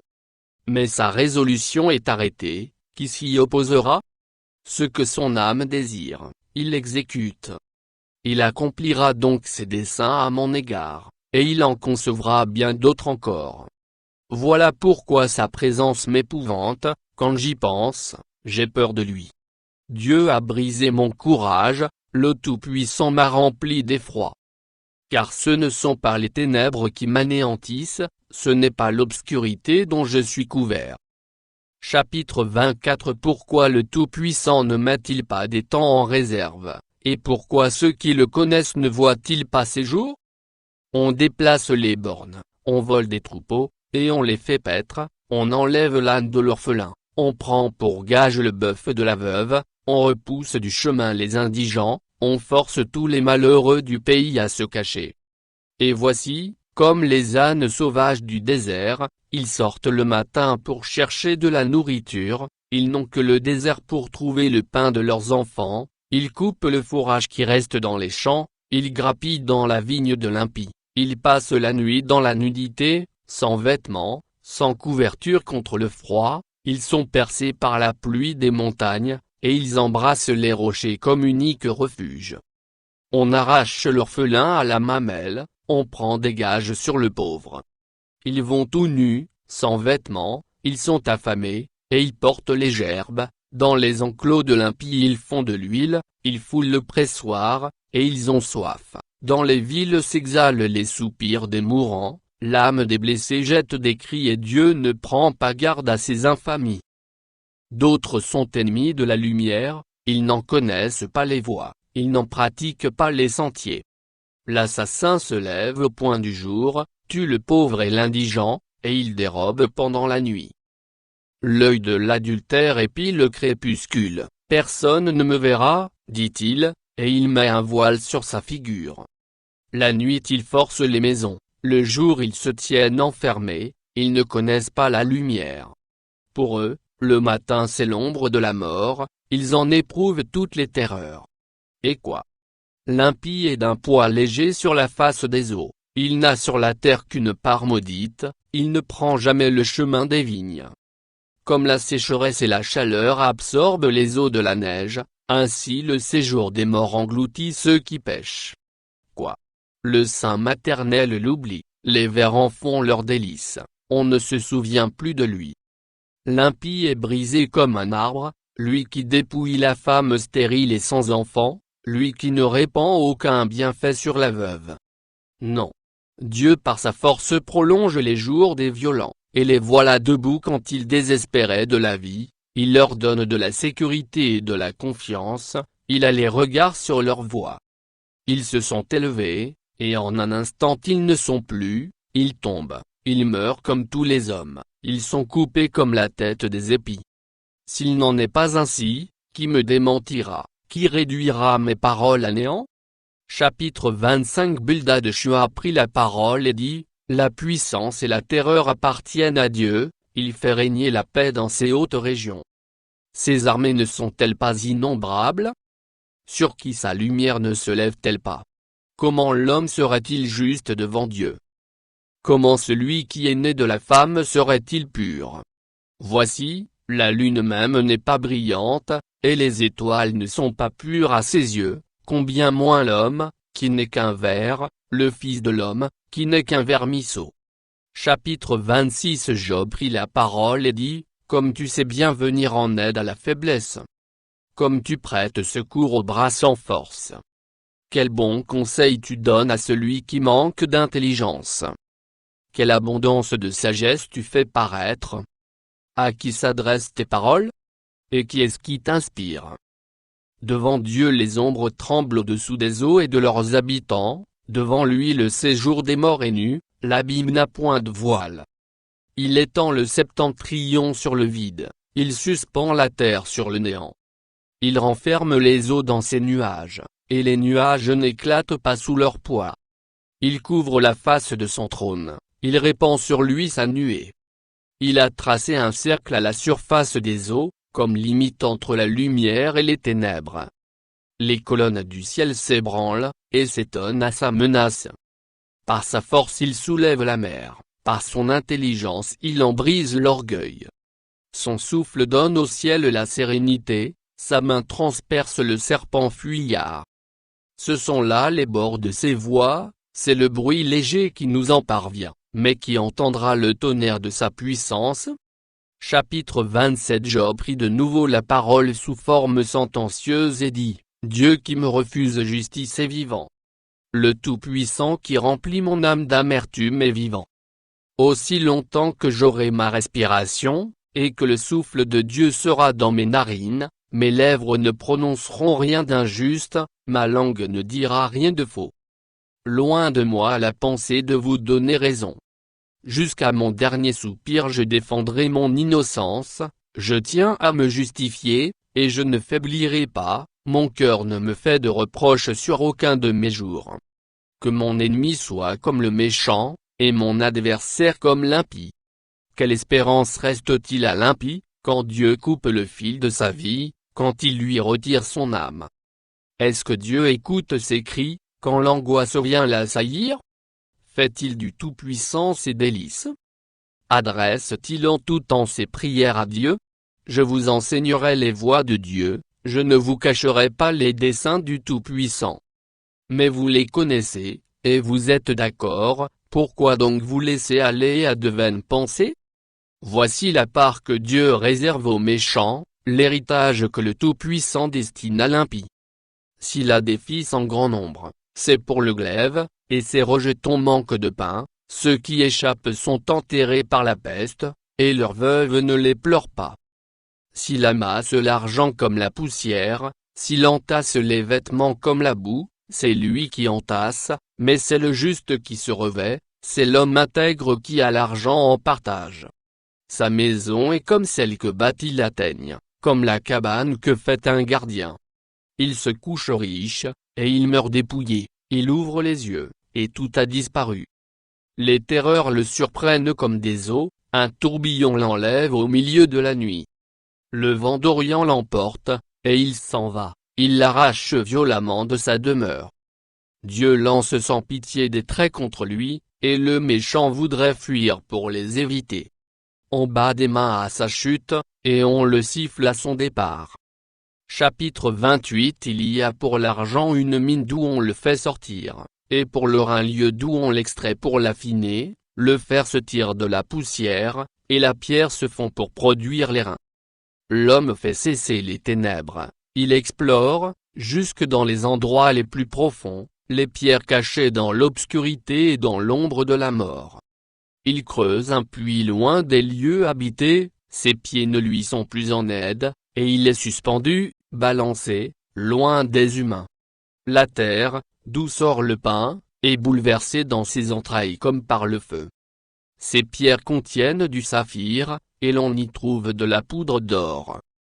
L'oiseau de proie n'en connaît pas le sentier, l'œil du vautour ne l'a point aperçu, les plus fiers animaux ne l'ont point foulé, le lion n'y a jamais passé. L'homme porte sa main sur le roc, il renverse les montagnes depuis la racine, il ouvre des tranchées dans les rochers, et son œil contemple tout ce qu'il y a de précieux, il arrête l'écoulement des eaux, et il produit à la lumière ce qui est caché. Mais la sagesse, où se trouve-t-elle? Où est la demeure de l'intelligence? L'homme n'en connaît point le prix, elle ne se trouve pas dans la terre des vivants. L'abîme dit, elle n'est point en moi, et la mer dit, elle n'est point avec moi. Elle ne se donne pas contre de l'or pur, elle ne s'achète pas au poids de l'argent, elle ne se pèse pas contre l'or d'Ophir, ni contre le précieux onyx, ni contre le saphir, elle ne peut se comparer à l'or ni au verre, elle ne peut s'échanger pour un vase d'or fin. Le corail et le cristal ne sont rien auprès d'elle, la sagesse vaut plus que les perles.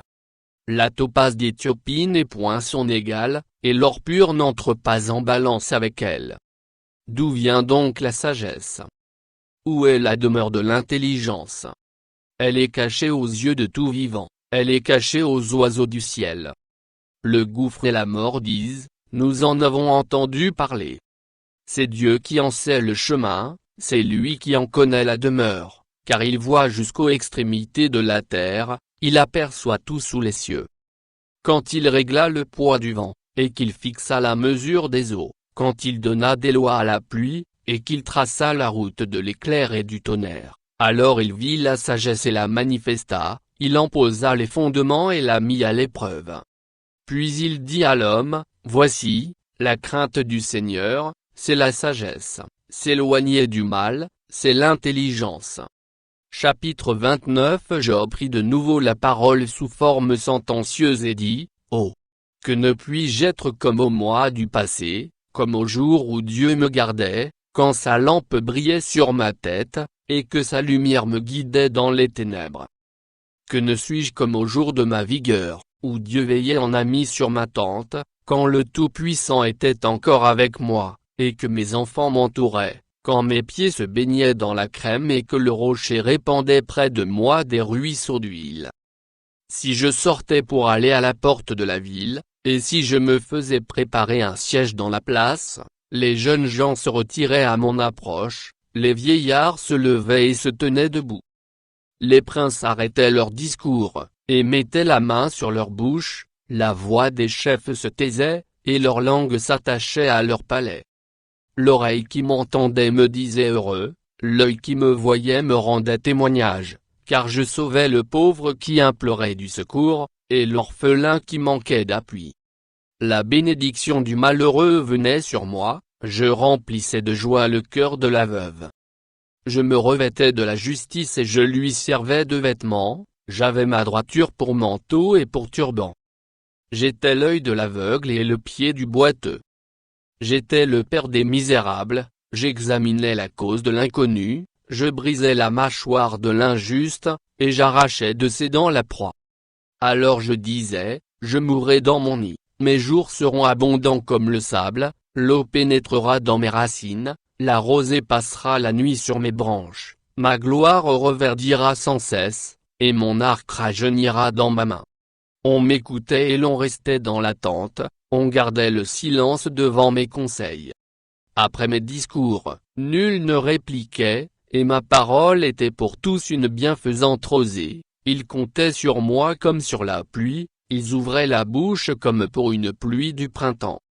Je leur souriais quand ils perdaient courage, et l'on ne pouvait chasser la sérénité de mon front. J'aimais à aller vers eux, et je m'asseyais à leur tête, j'étais comme un roi au milieu d'une troupe, comme un consolateur auprès des affligés. Chapitre 30. Et maintenant, je suis la risée de plus jeunes que moi, de ceux dont je dédaignais de mettre les pères parmi les chiens de mon troupeau. Mais à quoi me servirait la force de leurs mains? Ils sont incapables d'atteindre la vieillesse. Desséchés par la misère et la faim, ils fuient dans les lieux arides, depuis longtemps abandonnés et déserts, ils arrachent près des arbrisseaux les herbes sauvages, et ils n'ont pour pain que la racine des genêts. On les chasse du milieu des hommes, on crie après eux comme après des voleurs. Ils habitent dans d'affreuses vallées, dans les cavernes de la terre et dans les rochers, ils hurlent parmi les buissons, ils se rassemblent sous les ronces. Être vils et méprisés, on les repousse du pays. Et maintenant, je suis l'objet de leurs chansons, je suis en but à leurs propos. Ils ont horreur de moi, ils se détournent, ils me crachent au visage. Ils n'ont plus de retenue et ils m'humilient, ils rejettent tout frein devant moi. Ces misérables se lèvent à ma droite et me poussent les pieds, ils se fraient contre moi des sentiers pour ma ruine, ils détruisent mon propre sentier et travaillent à ma perte, eux à qui personne ne viendrait en aide, ils arrivent comme par une large brèche, ils se précipitent sous les craquements. Les terreurs m'assiègent, ma gloire est emportée comme par le vent, mon bonheur a passé comme un nuage. Et maintenant, mon âme s'épanche en mon sein, les jours de la souffrance m'ont saisi. La nuit me perce et m'arrache les os, la douleur qui me ronge ne se donne aucun repos, par la violence du mal mon vêtement perd sa forme, il se colle à mon corps comme ma tunique. Dieu m'a jeté dans la boue, et je ressemble à la poussière et à la cendre. Je crie vers toi, et tu ne me réponds pas, je me tiens debout, et tu me lances ton regard. Tu deviens cruel contre moi, tu me combats avec la force de ta main. Tu me soulèves, tu me fais voler au-dessus du vent, et tu m'anéantis au bruit de la tempête. Car, je le sais, tu me mènes à la mort, au rendez-vous de tous les vivants. Mais celui qui va périr n'étend-il pas les mains? Celui qui est dans le malheur n'implore-t-il pas du secours? N'avais-je pas des larmes pour l'infortuné? Mon cœur n'avait-il pas pitié de l'indigent? J'attendais le bonheur, et le malheur est arrivé, j'espérais la lumière, et les ténèbres sont venues. Mes entrailles bouillonnent sans relâche, les jours de la calamité m'ont surpris. Je marche noirci, mais non par le soleil, je me lève en pleine assemblée, et je crie.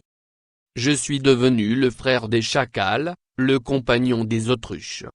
Ma peau noircit et tombe, mes os brûlent et se dessèchent.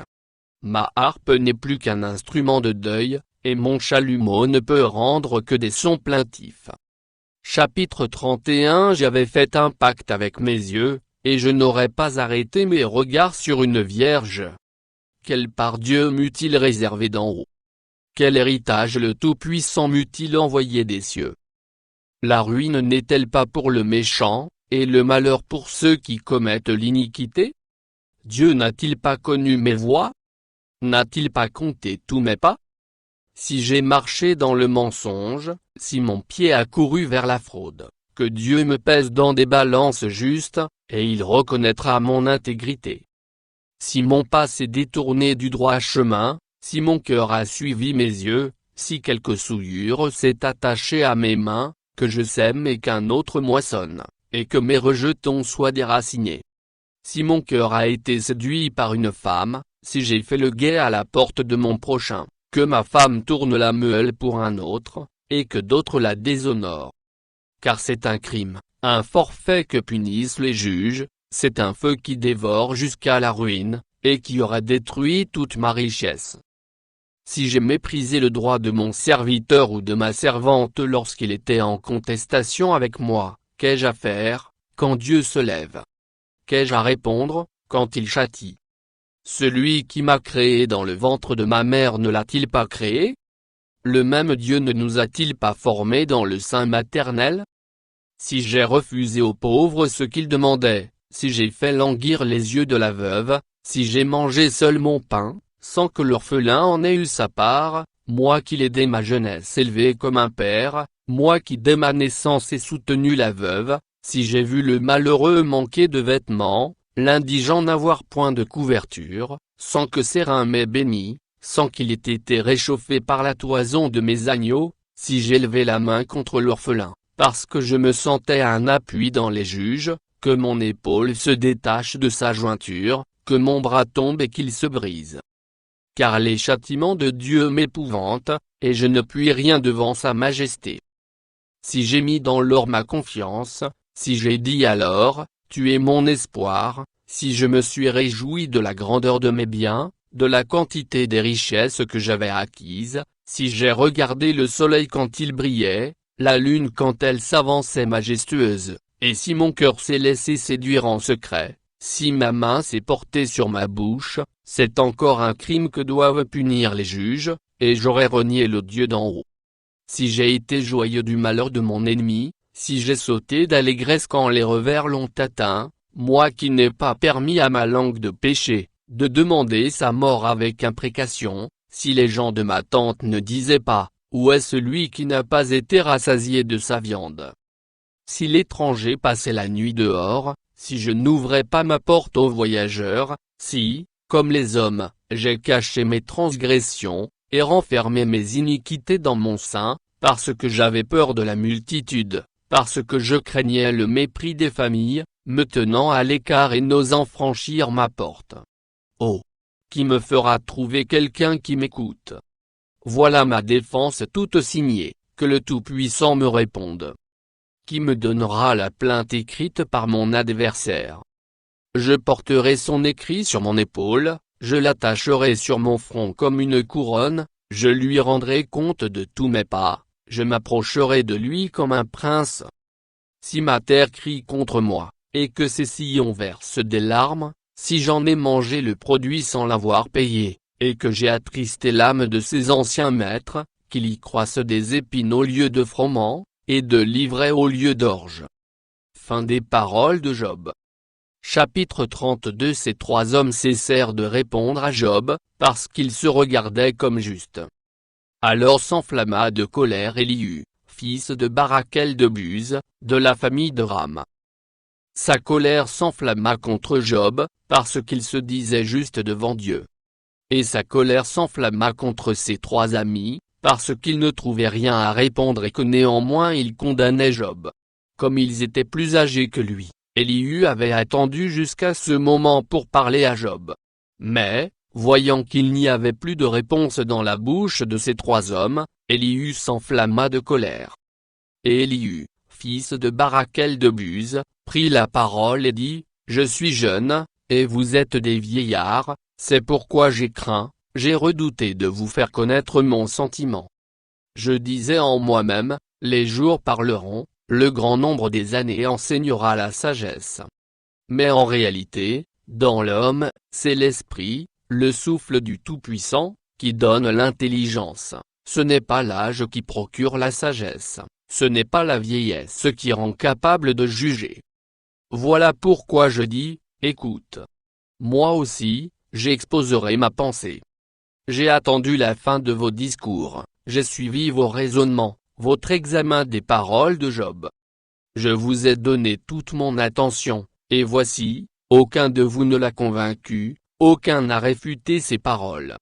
Ne dites pas cependant, en lui nous avons trouvé la sagesse, c'est Dieu qui peut le confondre, ce n'est pas un homme. Il ne s'est pas adressé directement à moi, aussi lui répondrai-je tout autrement que vous. Ils ont peur, ils ne répondent plus. Ils ont la parole coupée. J'ai attendu qu'ils eussent fini leur discours, qu'ils s'arrêtassent et ne sussent que répliquer. À mon tour, je veux répondre aussi, je veux dire aussi ce que je pense. Car je suis plein de paroles, l'esprit me presse au-dedans de moi, mon intérieur est comme un van qui n'a pas d'issue, comme des outres neuves qui vont éclater. Je parlerai pour respirer à l'aise, j'ouvrirai mes lèvres et je répondrai. Je n'aurai point égard à l'apparence, et je ne flatterai personne, car je ne sais pas flatter, mon Créateur m'enlèverait bien vite. Chapitre 33. Maintenant donc, Job, écoute mes discours, prête l'oreille à toutes mes paroles.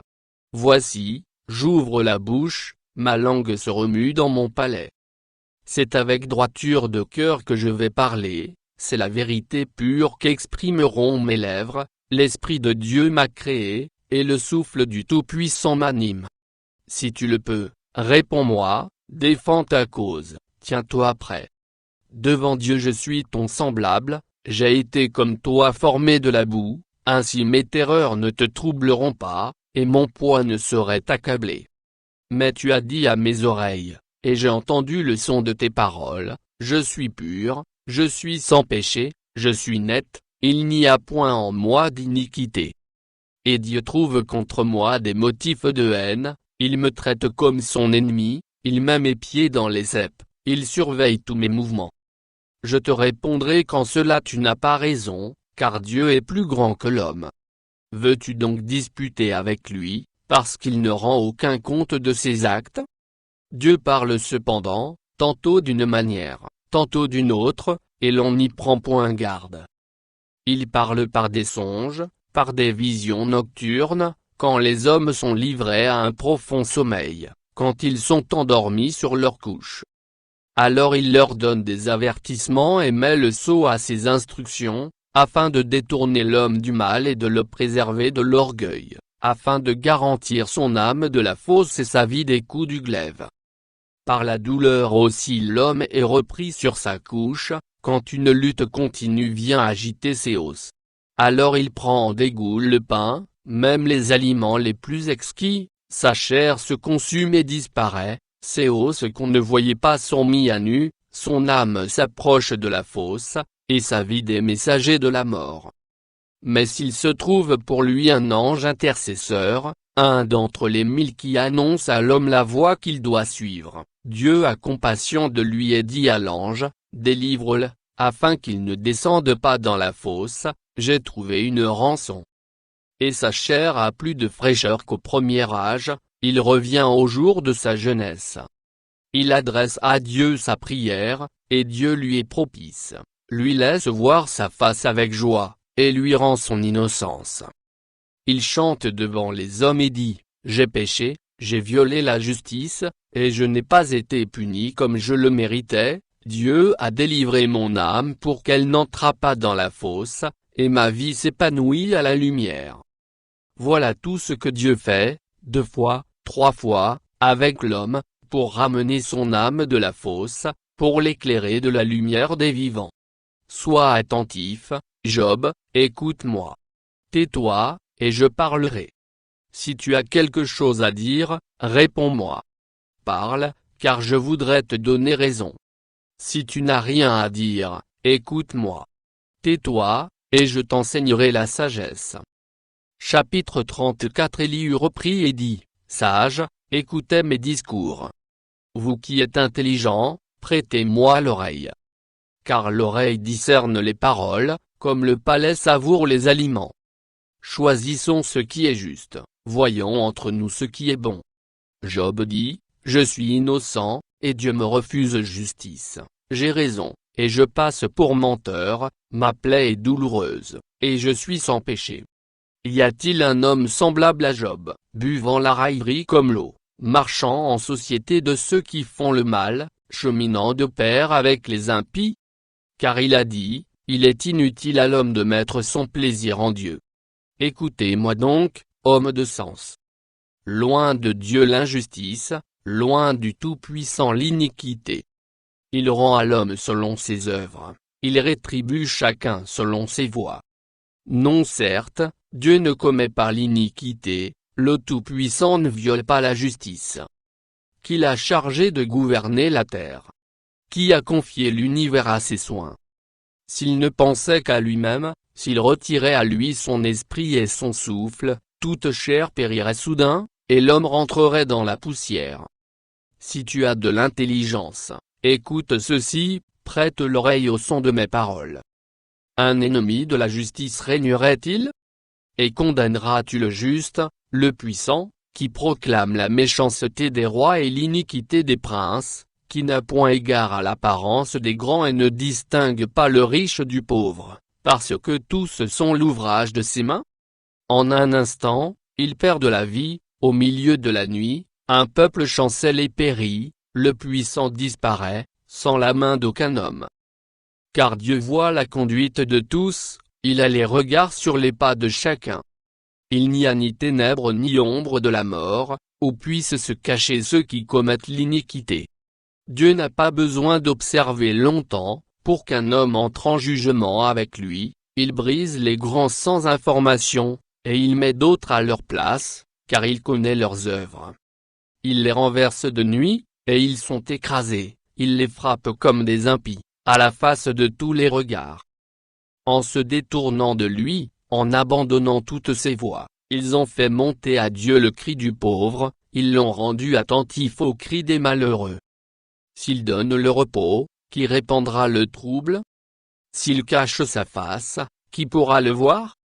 Il traite à l'égal soit une nation, soit un homme, afin que l'impie ne domine plus, et qu'il ne soit plus un piège pour le peuple. Car a-t-il jamais dit à Dieu, j'ai été châtié, je ne pécherai plus, montre-moi ce que je ne vois pas, si j'ai commis des injustices, je n'en commettrai plus? Est-ce d'après toi que Dieu rendra la justice? C'est toi qui rejettes, qui choisis, mais non pas moi, ce que tu sais, dis-le donc.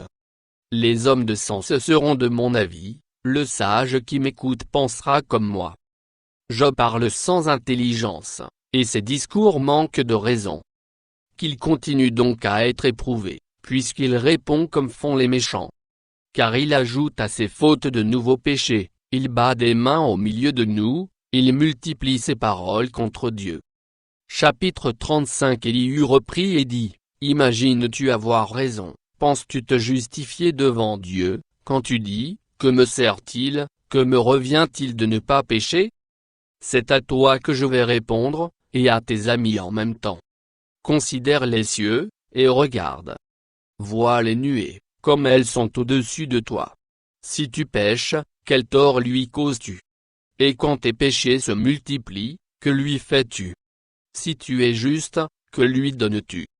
Que reçoit-il de ta main? Ta méchanceté ne peut nuire qu'à ton semblable, ta justice n'est utile qu'au Fils de l'homme. On crie contre la multitude des oppresseurs, on se plaint de la violence d'un grand nombre, mais nul ne dit, où est Dieu, mon Créateur, qui inspire des chants d'allégresse pendant la nuit, qui nous instruit plus que les bêtes de la terre, et nous donne l'intelligence plus qu'aux oiseaux du ciel?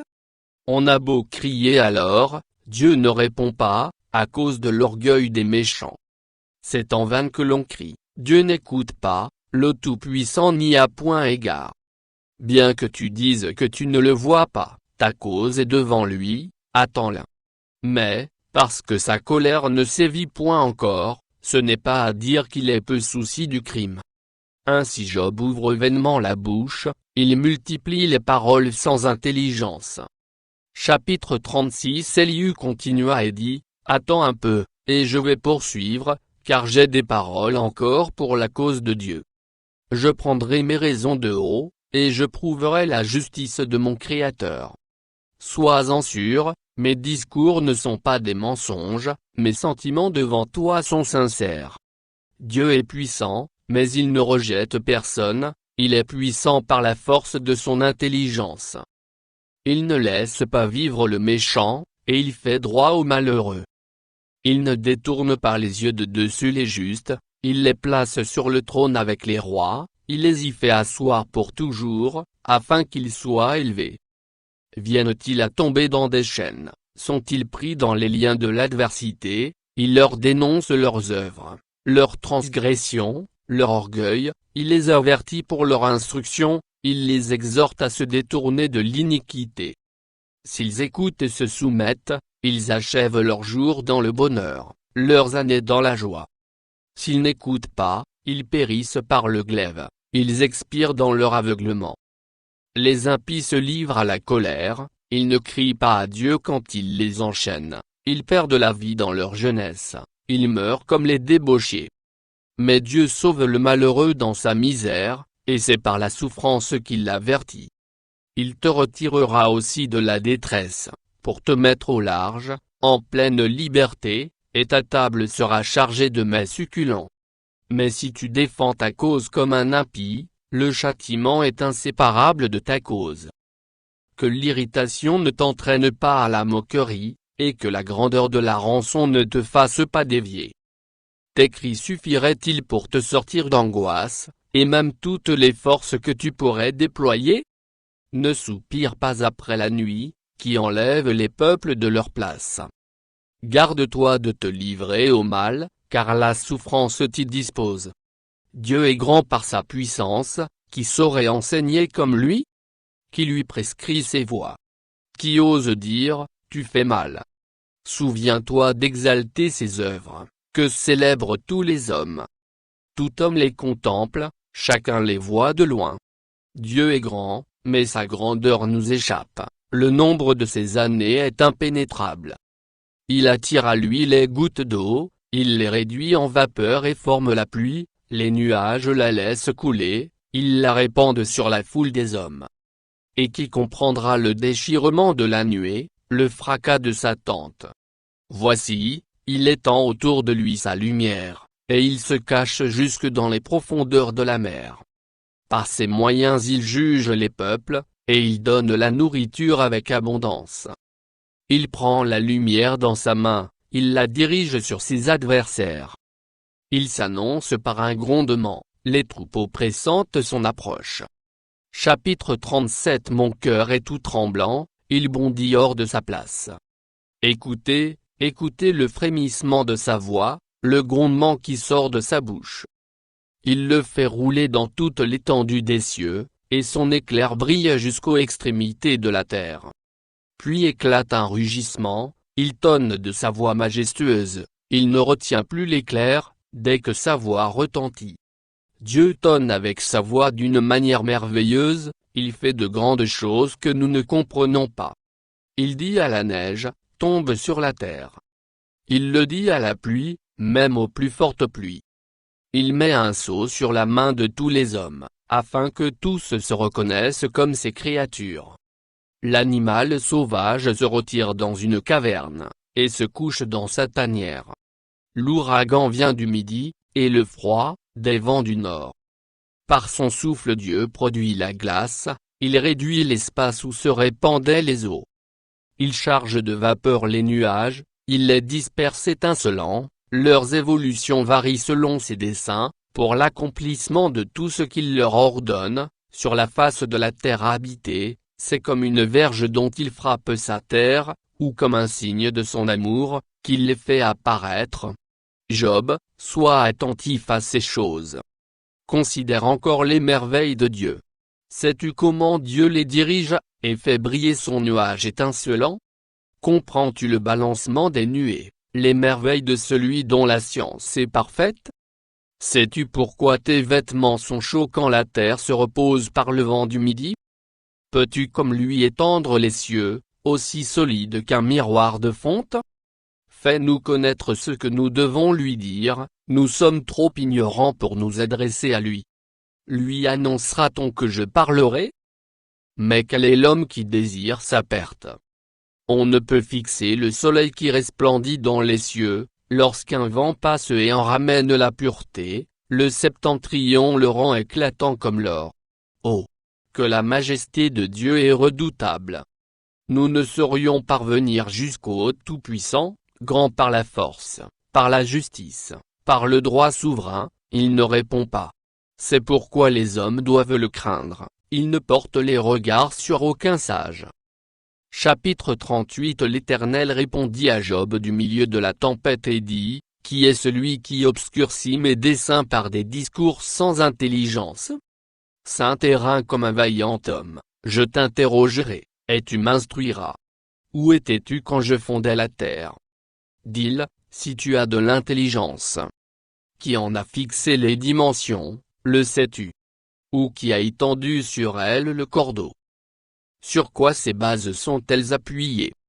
Ou qui en a posé la pierre angulaire, alors que les étoiles du matin éclataient en chants d'allégresse, et que tous les fils de Dieu poussaient des cris de joie? Qui a fermé la mer avec des portes, quand elle s'élança du sein maternel, quand je fis de la nuée son vêtement, et de l'obscurité ses langes, quand je lui imposai ma loi, et que je lui mis des barrières et des portes, quand je dis, tu viendras jusqu'ici, tu n'iras pas au-delà, ici s'arrêtera l'orgueil de tes flots. Depuis que tu existes, as-tu commandé au matin? As-tu montré sa place à l'aurore, pour qu'elle saisisse les extrémités de la terre, et que les méchants en soient secoués, pour que la terre se transforme comme l'argile qui reçoit une empreinte, et qu'elle soit parée comme d'un vêtement, pour que les méchants soient privés de leur lumière, et que le bras qui se lève soit brisé? As-tu pénétré jusqu'aux sources de la mer? T'es-tu promené dans les profondeurs de l'abîme? Les portes de la mort t'ont-elles été ouvertes? As-tu vu les portes de l'ombre de la mort? As-tu embrassé du regard l'étendue de la terre? Parle, si tu sais toutes ces choses. Où est le chemin qui conduit au séjour de la lumière? Et les ténèbres, où ont-elles leur demeure? Peux-tu les saisir à leurs limites, et connaître les sentiers de leur habitation? Tu le sais, car alors tu étais né, et le nombre de tes jours est grand. Es-tu parvenu jusqu'au amas de neige? As-tu vu les dépôts de grêle, que je tiens en réserve pour les temps de détresse, pour les jours de guerre et de bataille? Par quel chemin la lumière se divise-t-elle, et le vent d'Orient se répand-il sur la terre? Qui a ouvert un passage à la pluie, et tracé la route de l'éclair et du tonnerre, pour que la pluie tombe sur une terre sans habitants, sur un désert où il n'y a point d'homme, pour qu'elle abreuve les lieux solitaires et arides, et qu'elle fasse germer et sortir l'herbe? La pluie a-t-elle un père? Qui fait naître les gouttes de la rosée? Du sein de qui sort la glace, et qui enfante le frimas du ciel, pour que les eaux se cachent comme une pierre, et que la surface de l'abîme soit enchaînée? Noues-tu les liens des Pléiades, ou détaches-tu les cordages de l'Orion? Fais-tu paraître en leur temps les signes du zodiaque, et conduis-tu la grande ours avec ses petits? Connais-tu les lois du ciel? Règles-tu son pouvoir sur la terre? Élèves-tu la voix jusqu'aux nuées, pour appeler à toi des torrents d'eau? Lances-tu les éclairs? Partent-ils? te disent-ils, nous voici? Qui a mis la sagesse dans le cœur, ou qui a donné l'intelligence à l'esprit? Qui peut avec sagesse compter les nuages, et verser les outres des cieux, pour que la poussière se mette à ruisseler, et que les mottes de terre se collent ensemble? Chapitre 39. Chasses-tu la proie pour la lionne, et apaises-tu la faim des lionceaux, quand ils sont couchés dans leur tanière, quand ils sont en embuscade dans leur repaire? Qui prépare au corbeau sa pâture, quand ses petits crient vers Dieu, quand ils sont errants et affamés? Sais-tu quand des chèvres sauvages font leurs petits? Observes-tu les biches quand elles mettent bas? Comptes-tu les mois pendant lesquels elles portent, et connais-tu l'époque où elles enfantent? Elles se courbent, laissent échapper leur progéniture, et sont délivrées de leur douleur. Leurs petits prennent de la vigueur et grandissent en plein air, ils s'éloignent et ne reviennent plus auprès d'elles. Qui met en liberté l'âne sauvage, et l'affranchit de tout lien. J'ai fait du désert son habitation, de la terre salée sa demeure.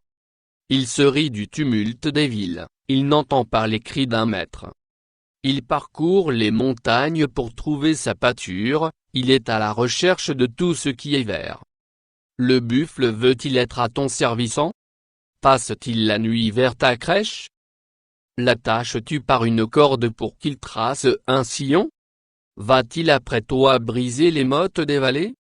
Te reposes-tu sur lui, parce que sa force est grande? Lui abandonnes-tu le soin de tes travaux? Te fies-tu à lui pour la rentrée de ta récolte? Est-ce lui qui doit l'amasser dans ton aire? L'aile de l'autruche se déploie joyeuse, on dirait l'aile, le plumage de la cigogne. Mais l'autruche abandonne ses œufs à la terre, et les fait chauffer sur la poussière, elle oublie que le pied peut les écraser, qu'une bête des champs peut les fouler. Elle est dure envers ses petits comme s'ils n'étaient point à elle, elle ne s'inquiète pas de l'inutilité de son enfantement. Car Dieu lui a refusé la sagesse, il ne lui a pas donné l'intelligence en partage. Quand elle se lève et prend sa course, elle se rit du cheval et de son cavalier. Est-ce toi qui donnes la vigueur au cheval, et qui revêt son cou d'une crinière flottante? Le fais-tu bondir comme la sauterelle? Son fier hennissement répand la terreur. Il creuse le sol et se réjouit de sa force, il s'élance au-devant des armes, il se rit de la crainte, il n'a pas peur, il ne recule pas en face de l'épée. Sur lui retentit le carquois, brille la lance et le javelot. Bouillonnant d'ardeur, il dévore la terre, il ne peut se contenir au bruit de la trompette. Quand la trompette sonne, il dit, en avant. Et de loin il flaire la bataille, la voix tonnante des chefs et les cris de guerre. Est-ce par ton intelligence que l'épervier prend son vol, et qu'il étend ses ailes vers le midi? Est-ce par ton ordre que l'aigle s'élève, et qu'il place son nid sur les hauteurs? C'est dans les rochers qu'il habite, qu'il a sa demeure, sur la cime des rochers, sur le sommet des monts. De là il épie sa proie, il plonge au loin les regards. Ses petits boivent le sang, et là où sont des cadavres, l'aigle se trouve. L'Éternel, s'adressant à Job, dit, celui qui dispute contre le Tout-Puissant est-il convaincu? Celui qui conteste avec Dieu a-t-il une réplique à faire? Job répondit à l'Éternel et dit, voici, je suis trop peu de choses, que te répliquerai-je? Je mets la main sur ma bouche. J'ai parlé une fois, je ne répondrai plus, deux fois, je n'ajouterai rien. Chapitre 40. L'Éternel répondit à Job du milieu de la tempête et dit, Saint terrain comme un vaillant homme, je t'interrogerai, et tu m'instruiras. Anéantiras-tu jusqu'à ma justice? Me condamneras-tu pour te donner droit? As-tu un bras comme celui de Dieu, une voix tonnante comme la sienne? Orne-toi de magnificence et de grandeur, revêt-toi de splendeur et de gloire. Répands les flots de ta colère, et d'un regard abaisse les hautains. D'un regard humilie les hautains, écrase sur place les méchants, cache-les tous ensemble dans la poussière, enferme leur front dans les ténèbres. Alors je rends hommage à la puissance de ta droite. Voici l'hippopotame, à qui j'ai donné la vie comme à toi. Il mange de l'herbe comme le bœuf. Le voici. Sa force est dans ses reins, et sa vigueur dans les muscles de son ventre. Il plie sa queue aussi ferme qu'un cèdre. Les nerfs de ses cuisses sont entrelacés, ses os sont des tubes d'airain, ses membres sont comme des barres de fer. Il est la première des œuvres de Dieu, celui qui l'a fait l'a pourvu d'un glaive. Il trouve sa pâture dans les montagnes, où se jouent toutes les bêtes des champs. Il se couche sous les lotus, au milieu des roseaux et des marécages. Les lotus le couvrent de leur ombre, les saules du torrent l'environnent. Que le fleuve vienne à déborder, il ne s'enfuit pas, que le Jourdain se précipite dans sa gueule, il reste calme. Est-ce à force ouverte qu'on pourra le saisir? Est-ce au moyen de filets qu'on lui percera le nez? Prendras-tu le crocodile à l'hameçon? Saisiras-tu sa langue avec une corde? Mettras-tu un jonc dans ses narines? Lui perceras-tu la mâchoire avec un crochet? Te pressera-t-il de supplications? Te parlera-t-il d'une voix douce?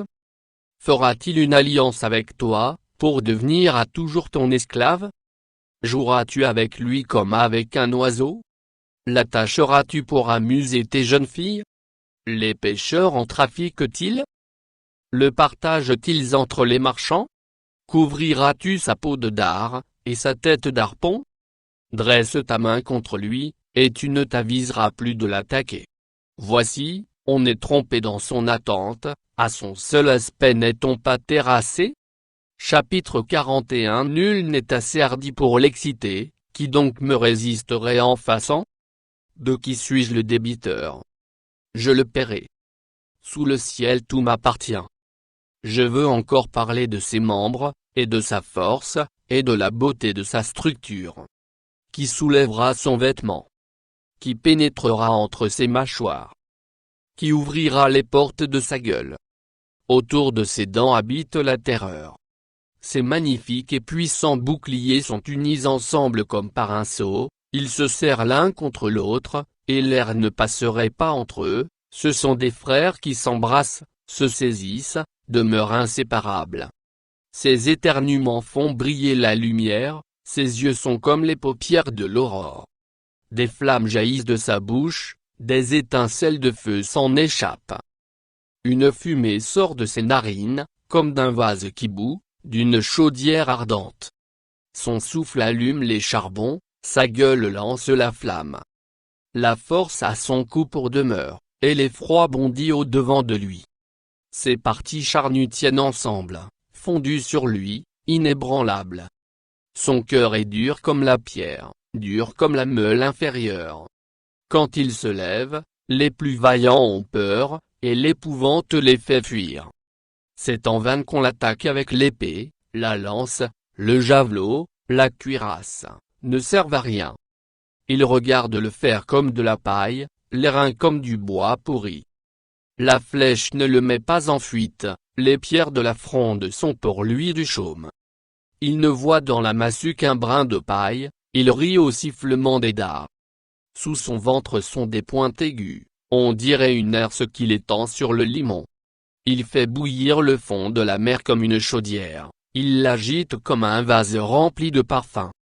Il laisse après lui un sentier lumineux, l'abîme prend la chevelure d'un vieillard. Sur la terre nul n'est son maître, il a été créé pour ne rien craindre. Il regarde avec dédain tout ce qui est élevé, il est le roi des plus fiers animaux. Chapitre 42. Job répondit à l'Éternel et dit, je reconnais que tu peux tout, et que rien ne s'oppose à tes pensées. Quel est celui qui a la folie d'obscurcir mes desseins? Oui, j'ai parlé, sans les comprendre, de merveilles qui me dépassent et que je ne conçois pas. Écoute-moi, et je parlerai, je t'interrogerai, et tu m'instruiras. Mon oreille avait entendu parler de toi, mais maintenant mon œil t'a vu. C'est pourquoi je me condamne et je me repens sur la poussière et sur la cendre. Après que l'Éternel eut adressé ces paroles à Job, il dit à Eliphaz de Théman, ma colère est enflammée contre toi et contre tes deux amis, parce que vous n'avez pas parlé de moi avec droiture comme l'a fait mon serviteur Job. Prenez maintenant 7 taureaux et 7 béliers, allez auprès de mon serviteur Job, et offrez pour vous un holocauste. Job, mon serviteur, priera pour vous, et c'est par égard pour lui seul que je ne vous traiterai pas selon votre folie, car vous n'avez pas parlé de moi avec droiture, comme l'a fait mon serviteur Job. Eliphaz de Théman, Bildad de Shua, et Zophar de Nama allèrent et firent comme l'Éternel leur avait dit, et l'Éternel eut égard à la prière de Job. L'Éternel rétablit Job dans son premier état, quand Job eut prié pour ses amis, et l'Éternel lui accorda le double de tout ce qu'il avait possédé. Les frères, les sœurs, et les anciens amis de Job vinrent tous le visiter, et ils mangèrent avec lui dans sa maison. Ils le plaignirent et le consolèrent de tous les malheurs que l'Éternel avait fait venir sur lui, et chacun lui donna un quecita et un anneau d'or. Pendant ces dernières années, Job reçut de l'Éternel plus de bénédictions qu'il n'en avait reçues dans les premières. Il posséda 14 000 brebis, 6 000 chameaux, 1000 paires de bœufs, et 1000 ânesses. Il eut 7 fils et 3 filles. Il donna à la première le nom de Jemima, à la seconde celui de Ketsia, et à la troisième celui de Kérénapuk. Il n'y avait pas dans tout le pays d'aussi belles femmes que les filles de Job. Leur père leur accorda une part d'héritage parmi leurs frères. Job vécut après cela 140 ans, et il vit ses fils et les fils de ses fils jusqu'à la 4e génération. Et Job mourut âgé et rassasié de jours.